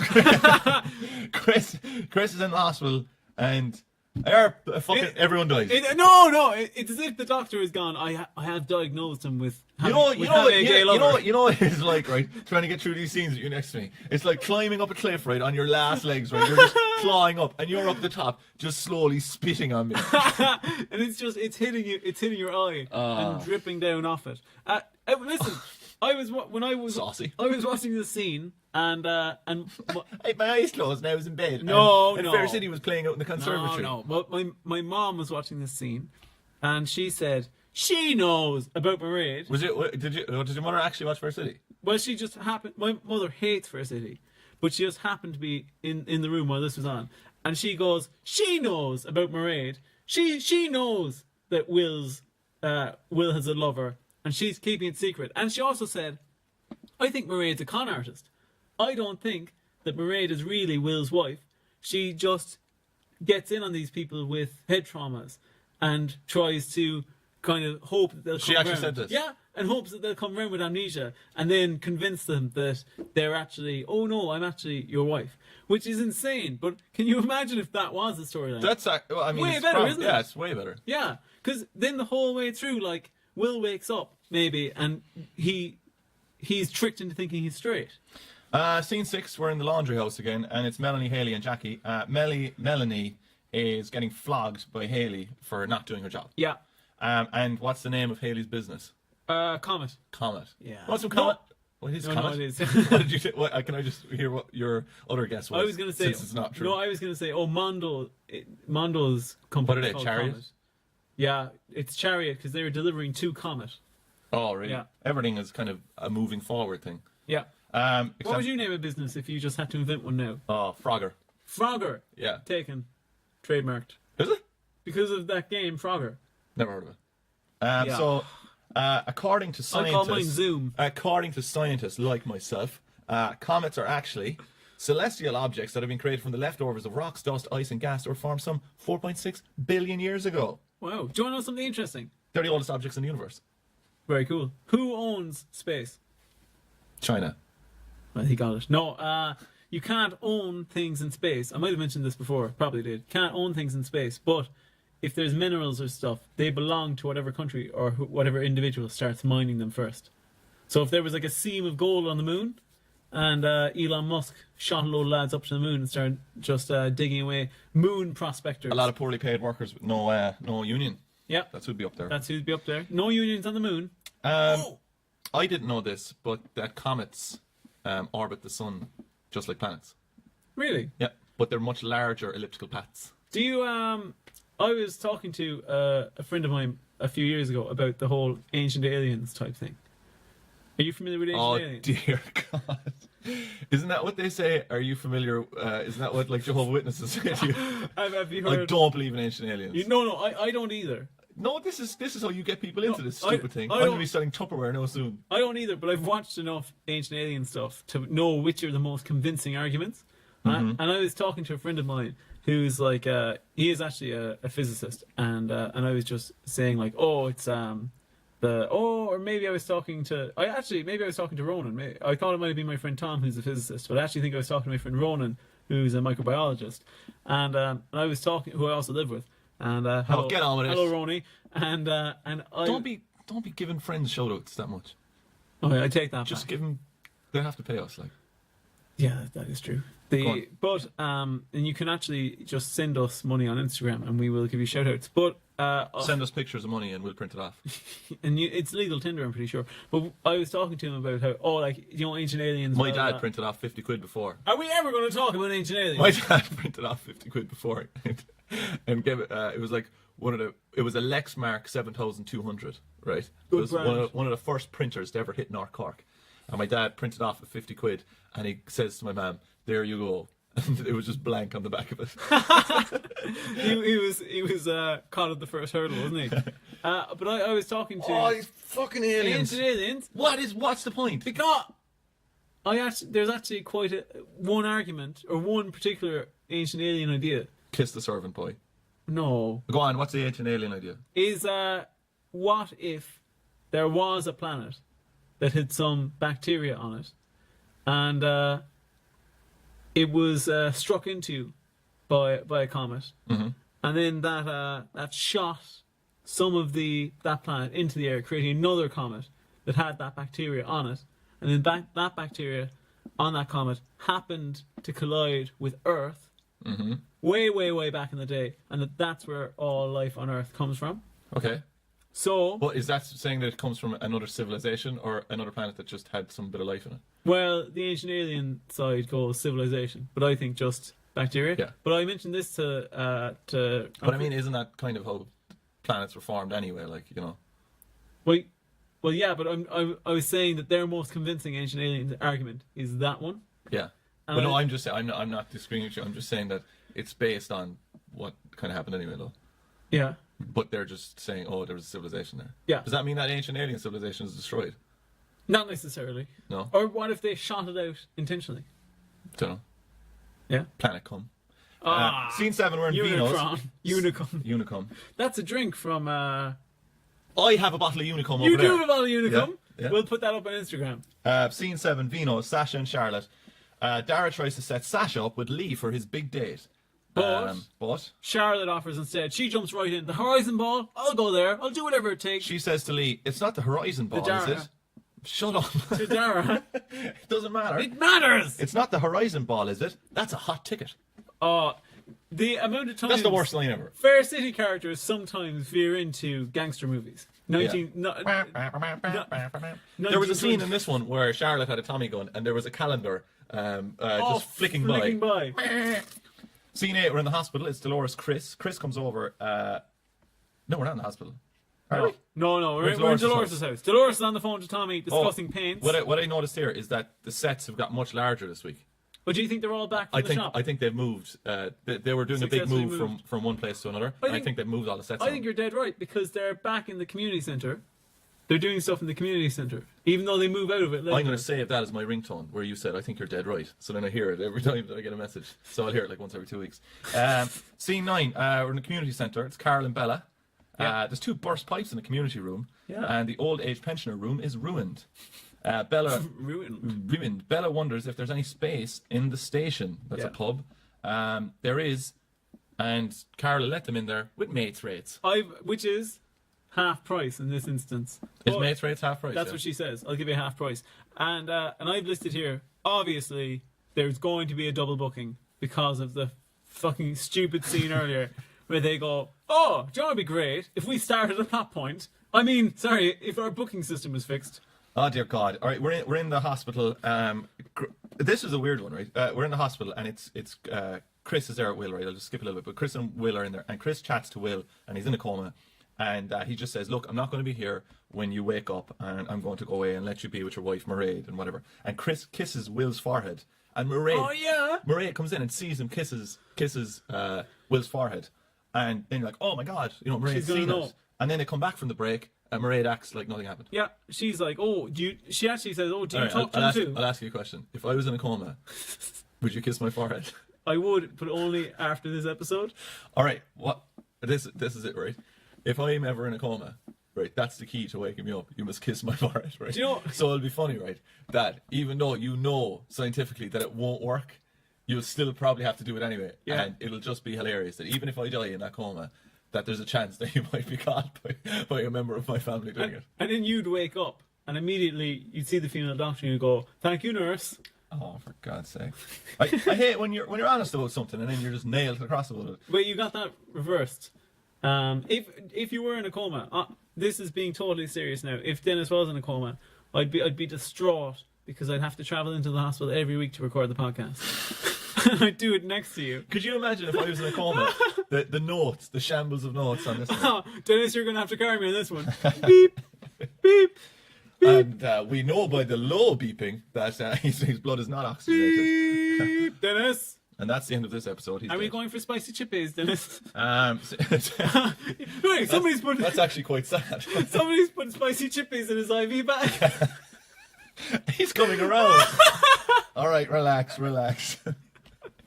I love that. Like it's your own joke. You're like the best joke ever. Scene 12, we're in the station. You said it. It's Sasha and Carol. Carol has booked the OAPs. Who and Carol? Sasha and Carol. One of your friends, yeah? One of my friends. Carol has booked the OAPs in for the week, but there's another booking in for the week. There is not. Due to Robbie's shitty bookie system. I believe it. I wrote on this. I'm on the edge of my fucking seat. Yeah, I've listed here. Big problem here is that the drama of the double booking room is nothing compared to him ruining a police sting and getting embroiled in a gangland kingpin feud. I think that it is true. Like that, Dolores was going to be assassinated on the first episode of this week, and now we're dealing with a mix-up in bookings. It's very hard to. If you were to spin off Fair City, what character would you spin off?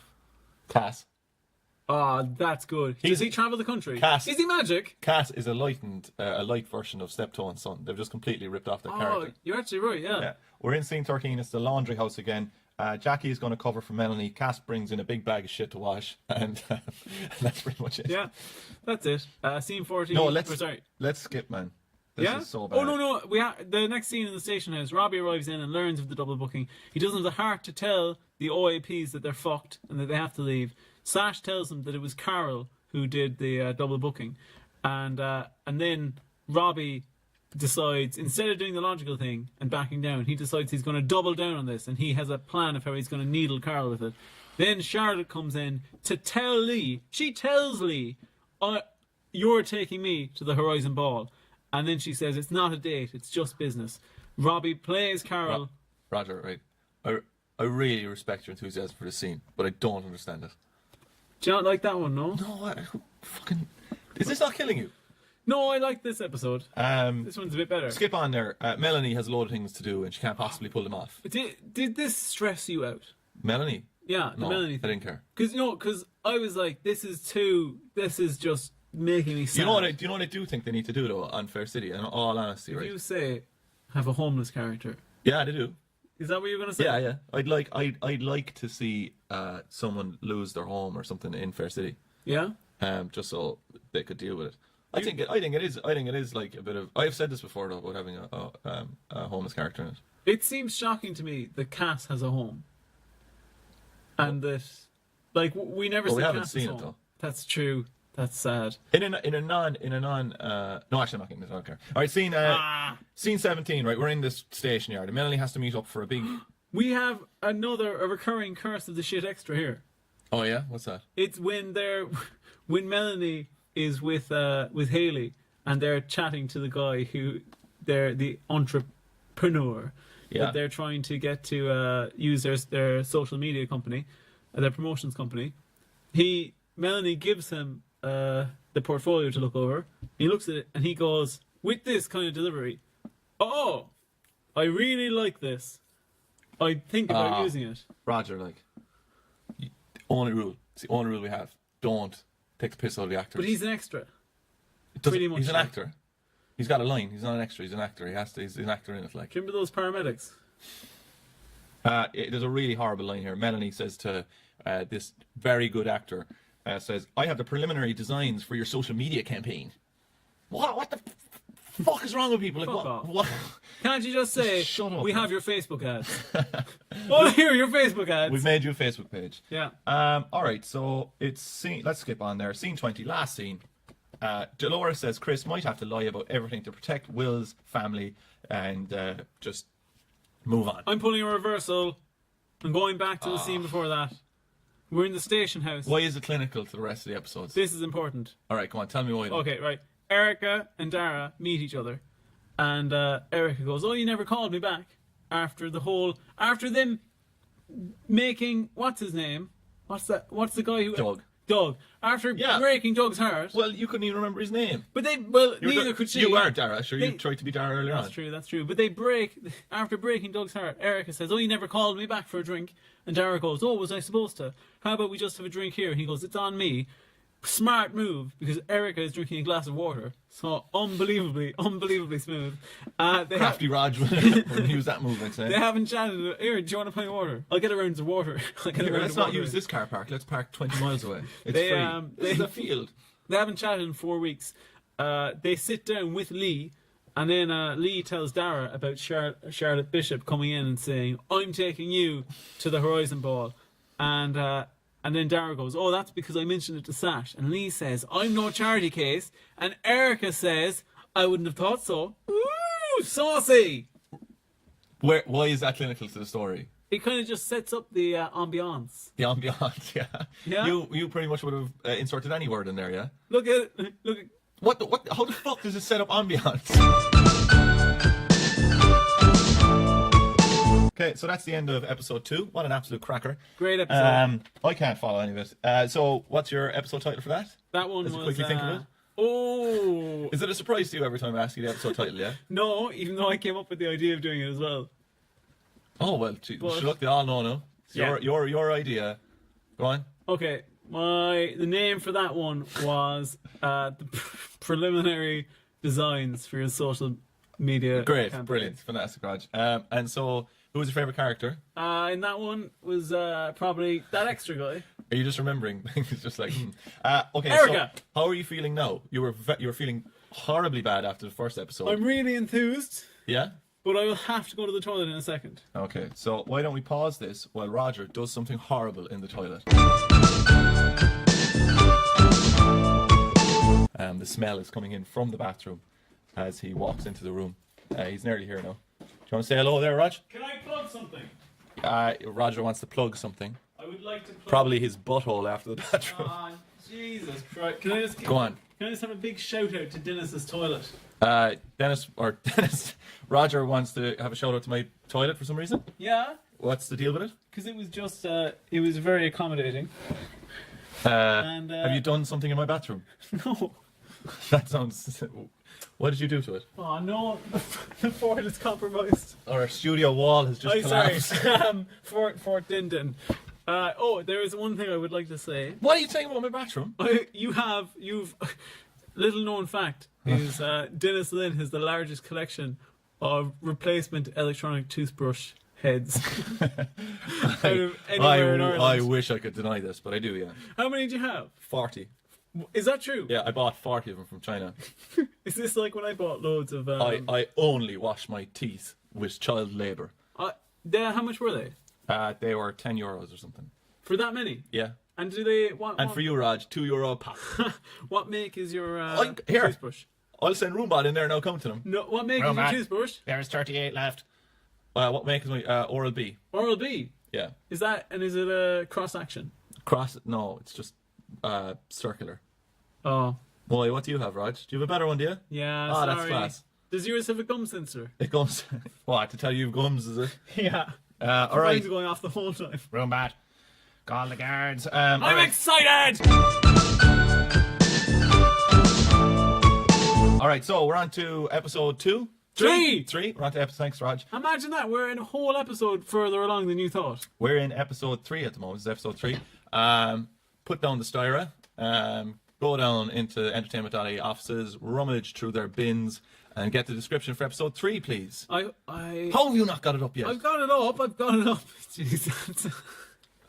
Oh, great. Erection jokes. Cristiano struggles with His erection. with their secret as that's weird. Cristiano struggles. You know, when I recommend the podcast to people, I act as if it's just like that this would be a good thing to tell people to listen to, and that we're not talking about horrendous things for the whole lot of it. But anyway, go on. Cristiano struggles with his secret as Will wakes from his coma. Elsewhere, Melanie's pride keeps her from seeking help as she struggles to find accommodation. Also tonight, Robbie and Carol face damaging their business unless they can cooperate, while Sash steps in to prevent Charlotte exploiting Lee's good nature. Scene 1. We're in outside. What's Irish for nature? Nature. It's a good one. Nature. Is it like Tiroliacht? That's science, isn't it? Dulra. Dulra. I'm actually not even sure if that is it or not. Street. It's Alex, Melanie, Cass. Alec needs boxing boots for training, but his mother is poor, so she can't get them. Yeah. Cass gives Alex some good support. And he tells for his boxing match that's happening tomorrow. Actually, is this boxing? No, the boxing match is today. No, in this, isn't it? I think so. Yeah. And Cass tells Alex to chin up, and he says that his mom's no slouch, which I think is totally. All right. I've got something to at least be a tiny bit excited about. Go on. So we're in Dean's apartment in scene 2. It's Phoebe and Chris. Phoebe is Will's daughter, right? Chris calls over to bring Mairead and Phoebe to the hospital. Mairead comes into the room and says, Phoebe, it's time to go. And then Phoebe says, chill. It's not like Dad is going anywhere, because she's a hip teenager. Yeah. And then Mairead says, oh, well, Phoebe actually isn't going with him at all. Yeah, I noticed this as well. That doesn't make any sense. And this is something that, listen, right? The more we've gotten into this, the more I've thought Mairead definitely was a love bother in the referendum. We're bringing up the abortion referendum. Come on, like. In fairness, you lasted 13 episodes. I'm surprised. Mairead is like Mairead and Phoebe have that kind of sheen of perfect life that you only get by being a hardcore Christian. Do you not think? You only get it by cutting off a whole section of society and going, I'm going to hate you. Not a sentence. Not a sentence will I add to that. What? Come on. No. You hate them too. I'm going to talk like a Fair City interpretation of a modern teenager. And I have to guess what it is. For the rest of the episode. No, you can't. Chill, man. You can't do this. Bro. Blood. So I had a look at some teen slang words at the moment. It's decoding teen slang. It's on netsanity.net, quality internet page. So if you're a parent, right, Raj, if you want to look on your kids' phones, right, or just look in HL's phone, this is fun and harmless teenage slang. Go on. Right, fam, as you just mentioned, that means they're closest friends, right? I'm weak. That's short for that was funny. Right, yeah. Up to speed so far. These are, if you find these in your children's phone, these are slang that you need to keep an eye on. Yeah. I'm having sex with pedophile. No. What does that mean? I don't know. Curve means to reject someone romantically. Really? Yeah. Do you not know that? I didn't know that. Yeah, I know that. Curved him. Sip tea means to mind your own business. No, that is one I didn't know. That's not true. Well, it says, according to Net Sanity, it's true. Do you know what throwing shade is? Oh, that is like, kind of... Jesus, we are old. Yeah. No, I know what it means. Like, Come on, tell me what it means. So. It means kind of half passing remarks about someone. Yeah. you know what salty is? You know what salty is? Oh yeah, I know salty. All right. So these are warning flags, right? According to netsanity.net. Quality parenting. Go site. on. Down in the DM. Do you know what that means? Down in the DM. Down in the DM. I've not a clue. According to this, it means short for plans in their social media or texts for an oncoming sexual hookup. I don't even know how to form a sentence with down in the DM. You're down in the direct messages. Yeah, pretty much, yeah. So like you've been direct messaging each other and going, let's is it just me or are you a bit thirsty? What's your understanding? Are you reading my notes again, man? You said you don't read them and you always fucking read them. What's your understanding of Netflix and chill? Oh, that's we're going to watch a Vietnam documentary, but actually we're going to have What? intercourse. Yeah, well, I thought I thought that Netflix and chill actually did mean that you were going to actually watch some Netflix and then just afterwards have sex, or maybe like an hour into the film have sex, or a wank or something. But it actually just means having sex, according to this. Really? Yeah. So you have the pretense of watching Netflix, but you're actually just going to have sex. You're just going to copulate. 9. Just the number 9. The number 9. The number 9. Do you know what Not that a means? clue. Short for the parent is watching.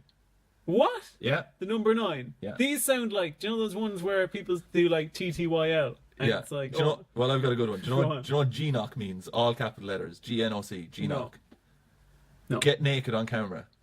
that does not mean It is. It's written right here. G-knock. Yeah. GNOC. So, there you go, mate. So. Is that why you were sending that to me? Yeah. You were sending me G-knock. And then 9. You sent me G-knock 9 and then a dollar sign and €300. Yeah. So bad.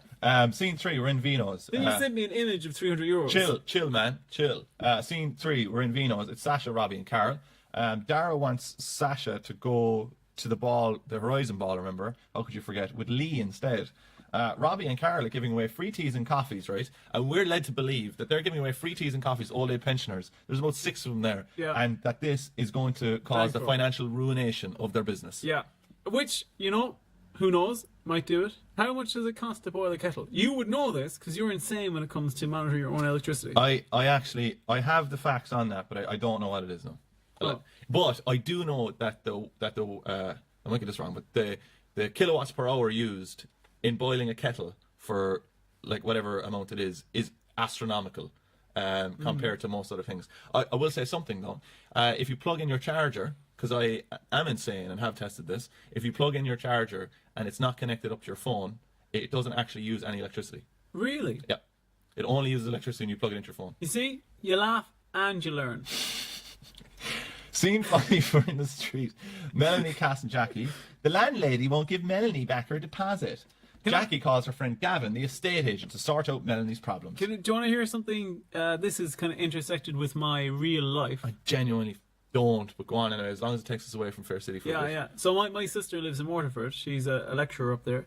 And maybe a few weeks ago now, her sink just started backing up because the plumbing... Beep. Come back, Oh, no! The plumbing of the whole apartment block was broken. Why is a plumber called a plumber? Why is he called I don't know. Plums away. Plums away. What would you suggest he's called a piper? We have one of those, mate. What's a piper? Piper, they play the pipes. Oh. Yeah? And you couldn't call it a bagger because they'd already used bagger. Do you know... It was a mispronunciation of the word beggar. Carpetbaggers. Right. Wait. What? I was going to tell you, I was in the middle of something. Go on, No, yeah. go What are you on. talking about? So my sister... Can I say one thing? Yeah, go on. Scallywags. Yeah. I looked up the origin of the word scallywags And before. it comes from scallywags, but it's something to do with like American politics or something, isn't it? Really? Yeah. Wow. I can't remember, but it's basically something to... You know what? I look it up. You look it up and I'll tell this Yeah, you boring tell your story. shit story. So my sister, her apartment... There's a door on it. Go on, yeah. Great, yeah. So all of this water started backing up through her sink, completely filled the apartment, completely uninhabitable. And so she's had to move out and go into a hotel.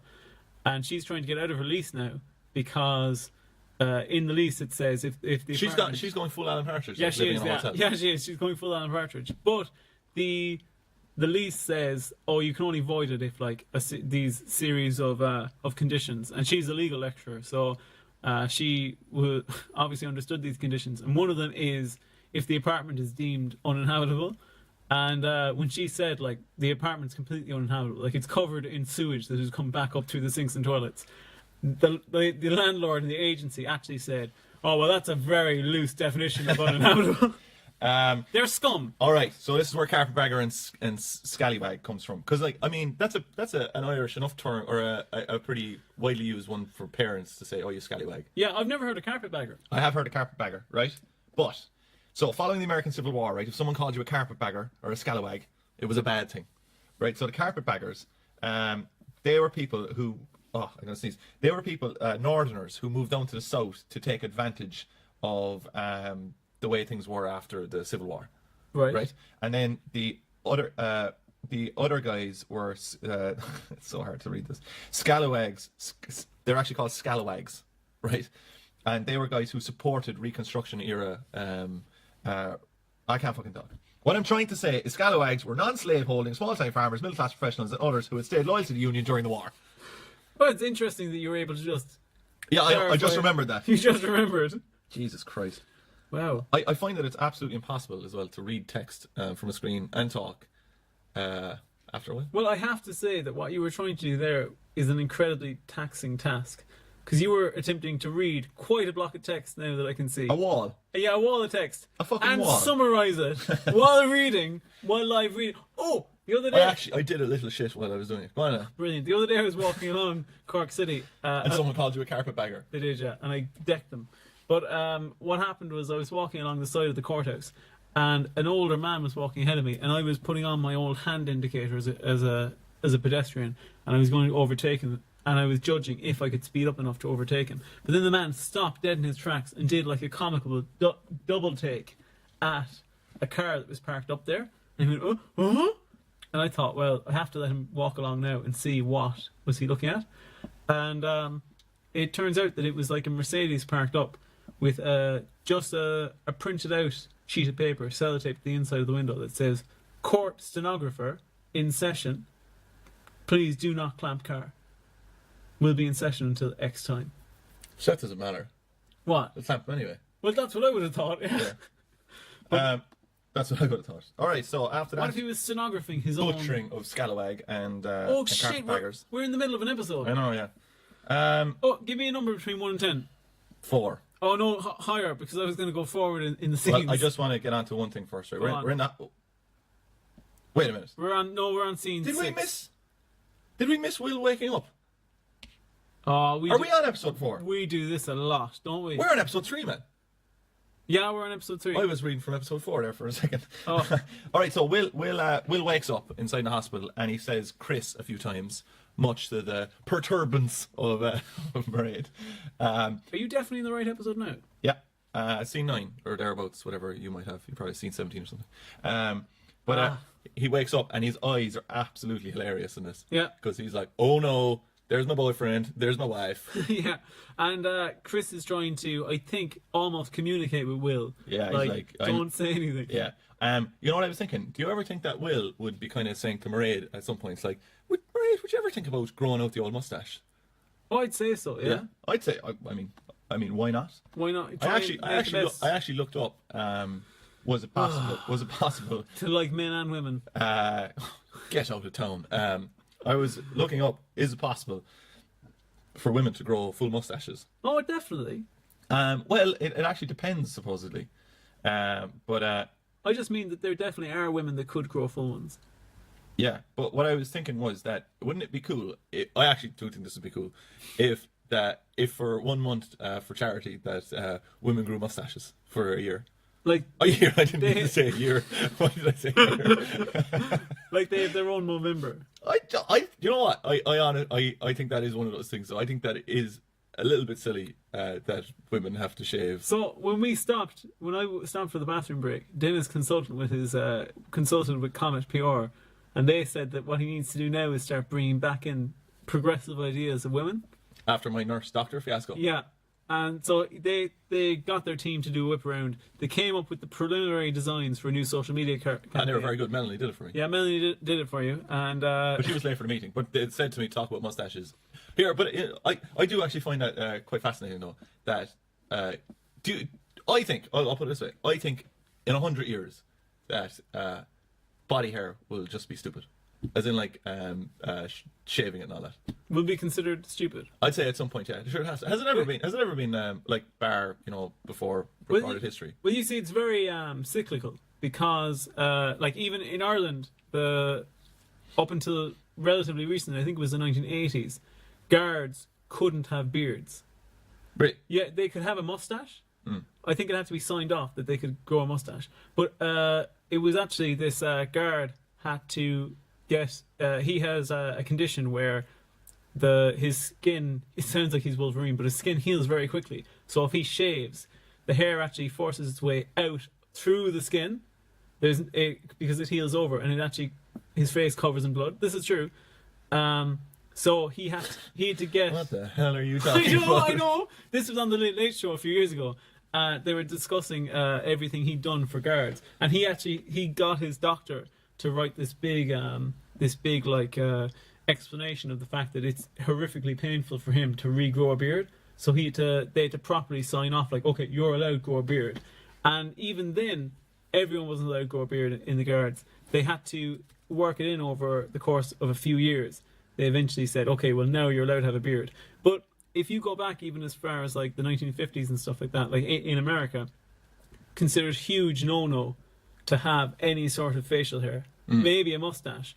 But if you were working in a business, if you had anything over like a 5 o'clock shadow, you would be considered like, oh, they're a bum.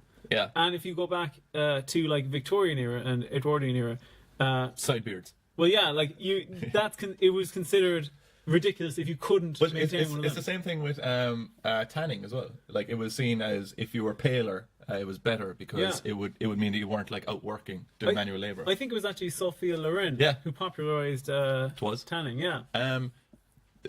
So all I'm saying is that in 100 years' time, Irish women will have mustaches, and I think it'll be fine. You'd hope. I hope first. You're full beard. I am full beard. So scene 5, community centre. We're not scene 5. I don't fucking care. How are we scene 5? Skip on. We can't be scene 5. Skip on, you slut. Scene 8. We're in the station. Go on. It's Carrie, Robbie, and Bella. Robbie and Bella, if they're a couple, they call them rubella. Carrie, what is rubella? Isn't that a disease? Oh, it is, yeah, but I don't know what it is. Like as in, that's all I know. Go on, keep on going there. Okay, see, I don't know what scene that is because your numbers seem to be all over the place. Well, I don't know what you've just looked up. Here, lads. No way. Don't look it up. If you look up rubella and spell it wrong. Yeah, pretty much right. If you look up rubella and spell it wrong, like Roger did, you look up Rubbella, you will get this woman called Rubella in reference to rubber, and she wears a lot of rubber. Yeah, and she has opening hours on Google, and she's currently closed. She opens at 10 a.m. tomorrow. I'd say you'll be there. Maybe, no, I'd say Rubella has to be a place where you can buy latex fetish stuff. Yeah, that's what it looks like. Don't go into it. It's called rubella.nl. Jesus Christ! It's not that shocking. Oh well, that is kind of shocking. That is shocking. There is a thing called a yellow incognito mask. You would not be incognito. You would be incredibly suspicious if you're walking around. €100. Imagine if a wasp became a human and was a sex pervert. That's what we're looking at here. Harry, you might think that description is off, but that is completely correct. Oh my god. Here, let's not bother looking at what the diseases now. I have to say though that website has the largest ever limit for free shipping I've ever come across. What is it? If you go back onto it, it came up as a banner and it said anything over €250. You'll get free shipping on. That's what that says in German. Gratis. On the cover photo. On the cover photo as well, there is now there's a woman sitting on a bench, but before that there was a woman lying across grass in full latex or full rubber. Jesus, I can't You're not talk. going out in that, are you? But there's let's just say she's got a few saucy zips. Oh, damn. All right. But what kind of life are you leading that you're like, well, I'm going to spend €250 on rubber stuff? I don't know. Man, are you backed by the Iona Institute or what's the fucking story like? What? Sure, who cares if someone wants to I wear hate love bothers. a big load of latex around the place? Said that earlier, yeah. They're the darkest fuckers. Like, they're down in basements doing all sorts of stuff. What? Love bothers. All right, so 9. Oh, imagine a latex love both top. I'm dying. Scene 10. Beer garden. Yeah. Jackie introduces Melanie to Gavin. Gavin knows that Melanie probably can't afford the apartment that he's showing her. Says it's very difficult, but he's like, oh, it's a brilliant apartment. And Melanie eventually kind of comes around to the idea. And despite the fact we all know that she's not going to be able to afford it, she goes, yeah, go on, plow ahead. So I just move on to scene 12, where I have written this note: "Fuck you, Roger, for turning up at 2:00." Because Roger turned up at 2 today, when for the last few weeks we've been doing this at 4. And undermined everything I was doing today, and so I made a note of it to make sure I mentioned it in the podcast. So anyway, that's Bella. I still think you're on the wrong episode. You're on episode 4. Oh my god. We should be... Dennis. Don't worry. Scene 11. Hey, don't worry, I'll take it over there. Scene 11, right? We're in the station yard, right? It's Station House, isn't it? No? No, the yard, like the outside is called Station Yard. Clever. Melanie, Gavin, and Jackie, right? Gavin is the estate agent. That's the scene I just covered. No, but I want to mention something. Go on. So Gavin is the estate agent, right? And they do these crazy camera shots in this where they film his back. Did you see that? They just film his back for the whole thing, and then they go around his back, and he's not facing it. Now, Roger, I've got a little quiz for you. Go on. Where do we know Gavin the actor from? Is Gavin the actor in an advert? He is. What advert, though? What advert? No, as a connoisseur of RT player, you've watched about 50,000 ads since we started this. Yes. Can you guess what advert he's from? Popular food outlet. Food outlet? I'll break the suspense. It's a McDonald's ad where he plays a dreamy teacher in it. What? Yeah. I haven't seen this ad. Is this a Keane and Juliet thing? No. And we've got another person. I'm going to throw this out. Who else is involved in an advert that's on RTE Player that plays a huge part in the recent episodes? If you look at my notes, I didn't look at your notes. I say every time. Wait, you said you'll quit if I look at them. You don't get out of it that easy. I read them all. Go on. Guess. Melanie. It isn't Melanie. It's Mairead. She's in the Tesco ad. She is! Yeah, she is. I knew I recognised her face. Good man.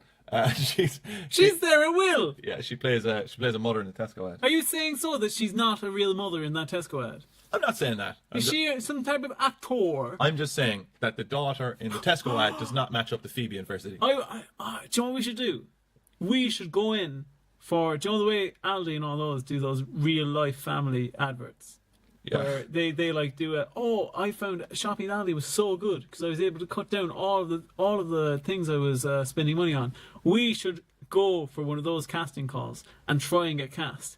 And our life is making this podcast. And we explain to them that like, I was able to get this on a special buy. We're going to go to scene 17. Fine. It's in the station. It's Sasha, Lee, the brother, and... Sorry, can we go... there's an essential scene. There is. Scene 11. Here comes the essential scene, everyone. Listen closely, because it's essential. They're in the station house, and the OAPs, in an earlier scene, one of them was offered an Irish coffee. And then, after that, they all wanted Irish coffees, and now they're actually drunk. All the OAPs are drunk as skunks, and they're shouting Is at there Robbie anything and Carol. worse than old people? That's true. And Sash tells Robbie and Carol that they're both Egypts, and they have to learn to cooperate. Because the old age pensioners are destroying their business. Yeah, you can carry on now. Scene 17, this matches into what you're just saying there. Sasha confronts Lee about going to the ball with Charlotte, and she says, "Why don't you bring me instead?" And Lee is absolutely chuffed. And then You'd be delighted too. You in particular. And then Carol and Robbie... You're a big fan of hers. Carol and Robbie agree to work together to kill all of the old age pensioners. And Robbie is calling in his military friends to murder Bella and all of them. Did that happen? Yep. Oh. And they're going to burn down the nursing home as well. The nursing home? Yep. What's the title of that episode? That last one. Mm-hmm. That title. I'd say would probably be... Yeah, you've got your notes there now, do you? Do you want to look at your notes and see what you've written down, because you knew it was coming? Okay, because I knew it was coming. What are you going to call it? Scene 12? No. That episode was called Irish Coffees. Fantastic, right? Good, yeah? Yeah, deadly. Happy with that? Who's your favourite character? In that episode? Oh, I think it was Bella. Bella? Because he's just taking advantage of the lads. And... Yours was Sash. Correction, Sasha. Please use her full name. Oh, sorry, Sasha. Do you know what I've seen? This is completely I'm completely generalizing, right? But you know what I've seen happen is that when people get into relationships with someone, and one of the people has a nickname, so the boy or the girl has a nickname, then their better half will call them by their first name And not use the nickname. not use the nickname in defiance. Yeah, I've noticed that as well. Isn't that weird? Did that happen? Do you have a nickname? Yeah. What is it? Big balls. Big Balls. Yeah. I thought it was Lenny Bobo. Lenny Bobo. All right, so I can honestly start crying. All right, so this is broadcast on Thursday, 4th of October. Fall out of the attic, smash your head off the ground, go into someone's drawers in the entertainment.ie offices and read us out the description. Cristiano sacrifices his own feelings to protect Will's family, while Bella's antics lead to an unexpected rapprochement between Carol and Robbie. Elsewhere, Melanie has her hopes for a flat dashed when Alex suffers a costly injury, while Sash and Lee start to realise there's a spark between them. I've got mad by Do you know what we missed in the last episode? the fort is spinning. So what did we miss? We missed in the last episode that I think Sash came into Sharon's house and was chatting to Dara. And Lee came out And in Lee his came towel. out in a towel. Yeah. Do you see his tattoo? No. He has what a was it? pin-up girl tattoo on his arm. Ah. It's really cool. Yeah, he's covered his own nips as well. Can't have nipples on TV, Do you right? cover your nips? Yeah, all the If time. somebody walked in, would you cover your nips? I actually shower with nipple covers on. I can attest to that. Location, street, characters, Melanie, Alex, Gavin.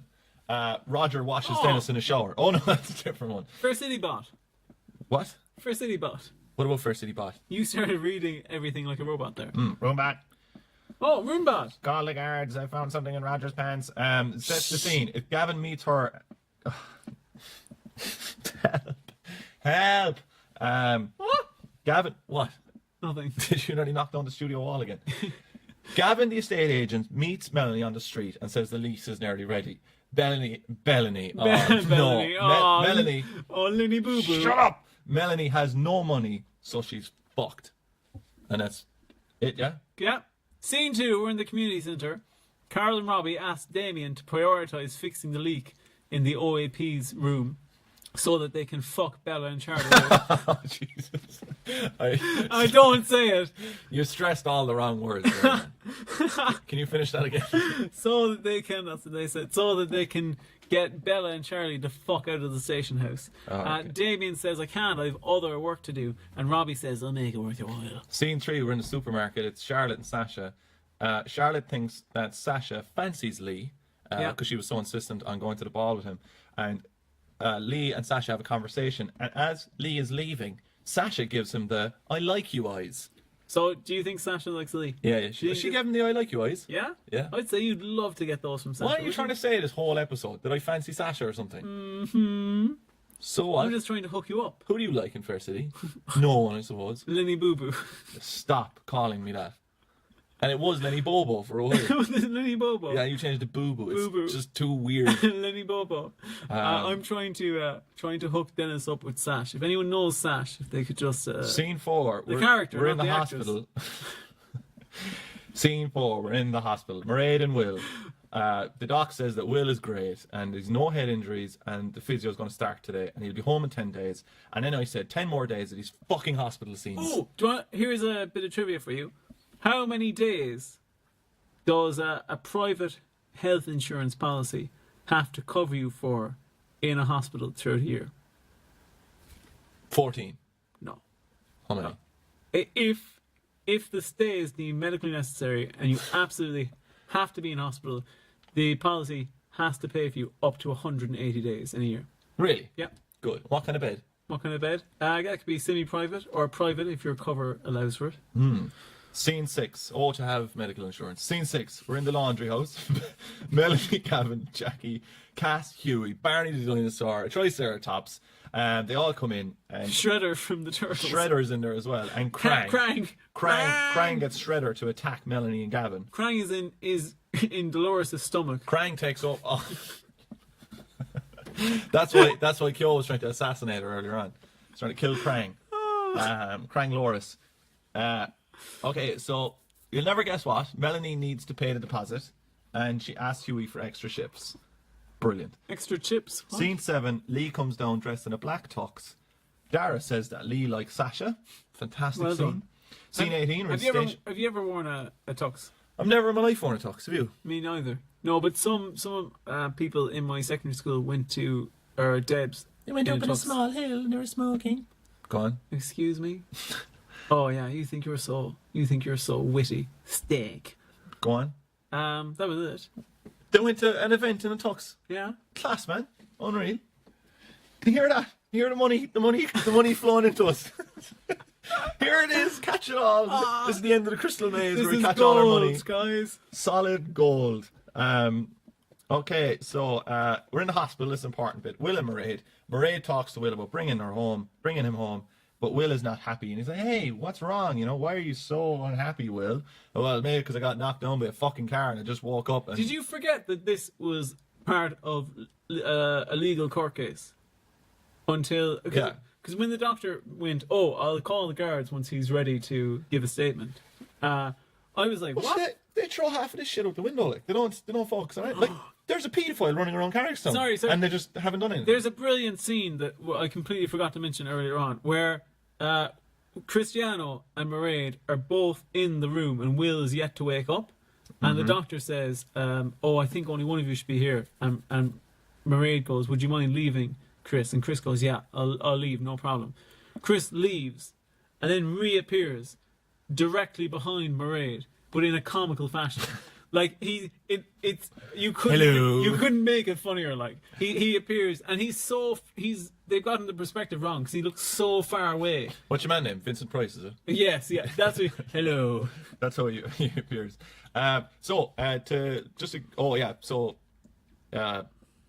Did we just talk about her revealing that, or Will telling Mairead that they were lovers? You were just about to say. All right, okay, so Will reveals that they're lovers, and then how does he say it?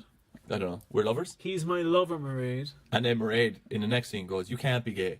Yeah, that was a good line. What about me and Phoebe and all those women? There's and that man I found kissing your forehead. The best part of the whole all these episodes was the farm advert that I saw a few times during RT. What was it? It's unbelievable. It's really, really good. It's basically this really well kind of animated, artistically brilliant farm safety ad.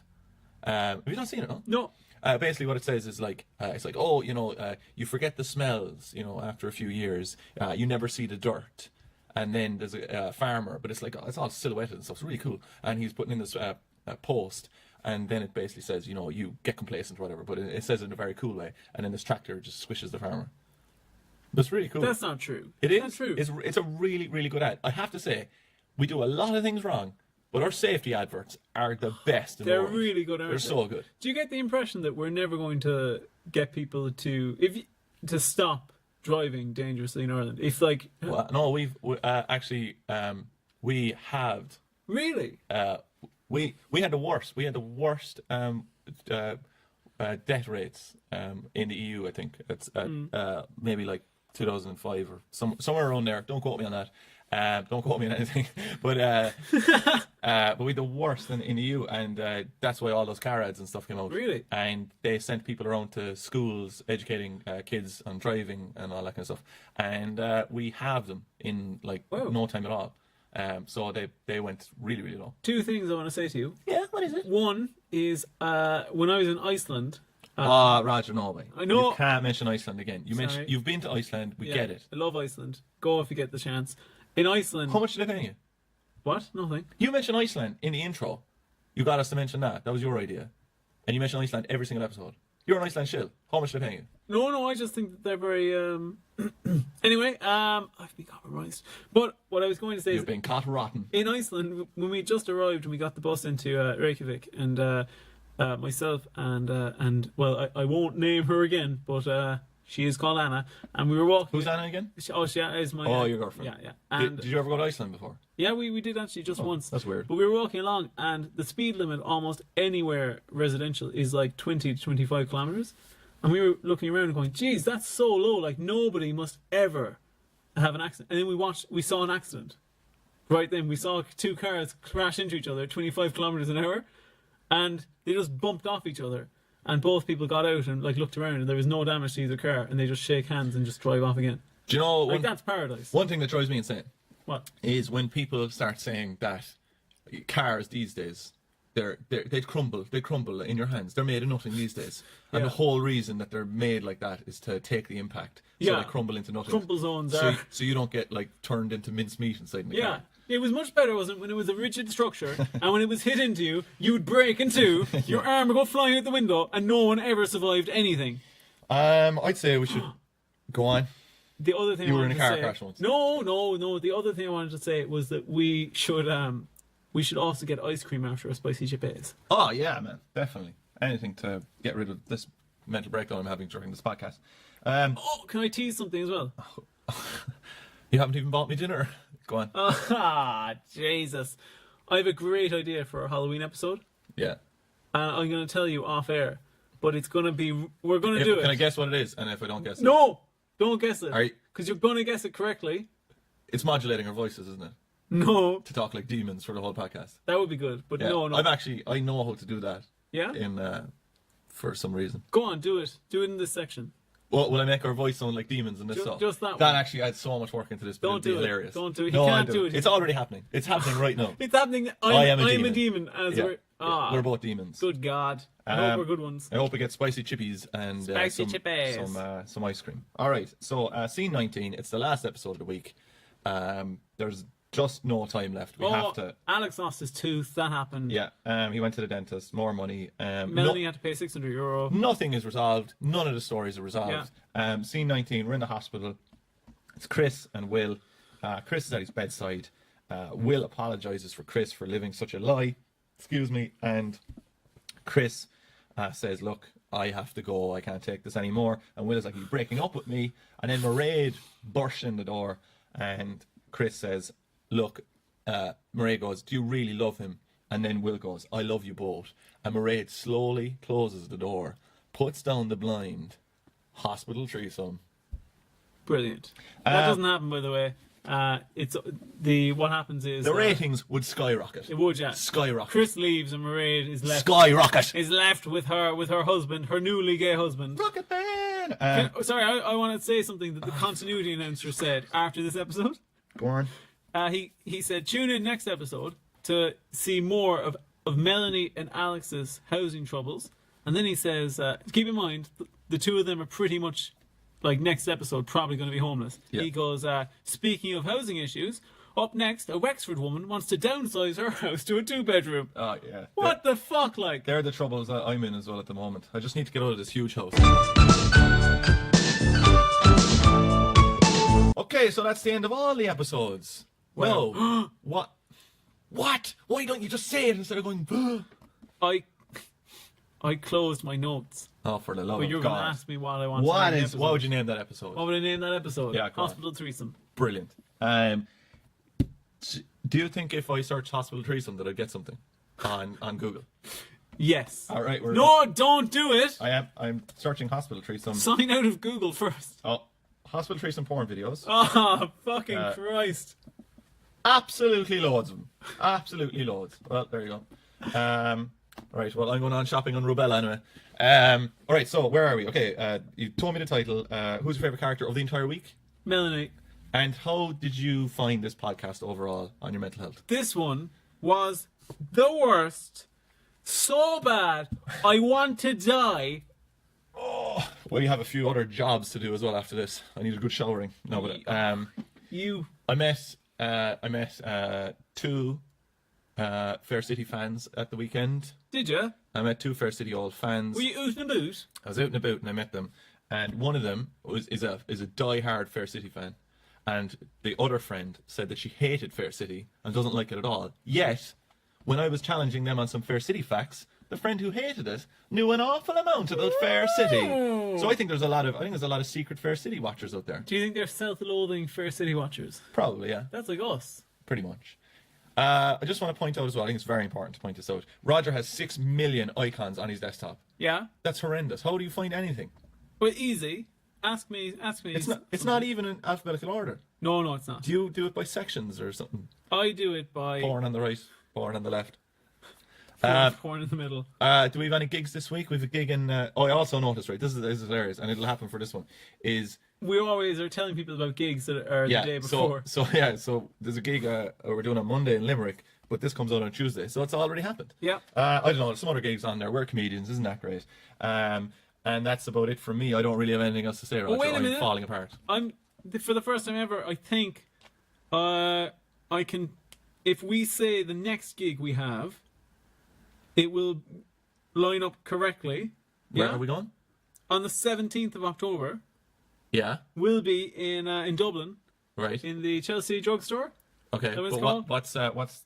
But that's next week, isn't it? Riff Raff. That's next week, though. Yeah, but if we wait, they'll only be hearing about it Tuesday. No way can they get there for Wednesday. You know as well that Riff Raff comedy thing is based on the lineup being a secret.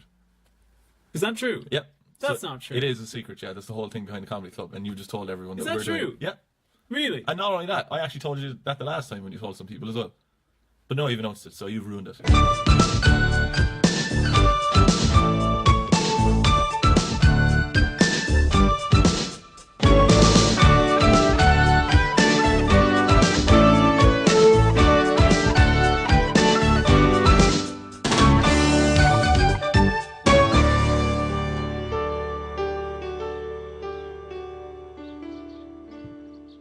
Oh, Mr. Popular, Mr. Business needs to go on his phone. Sorry.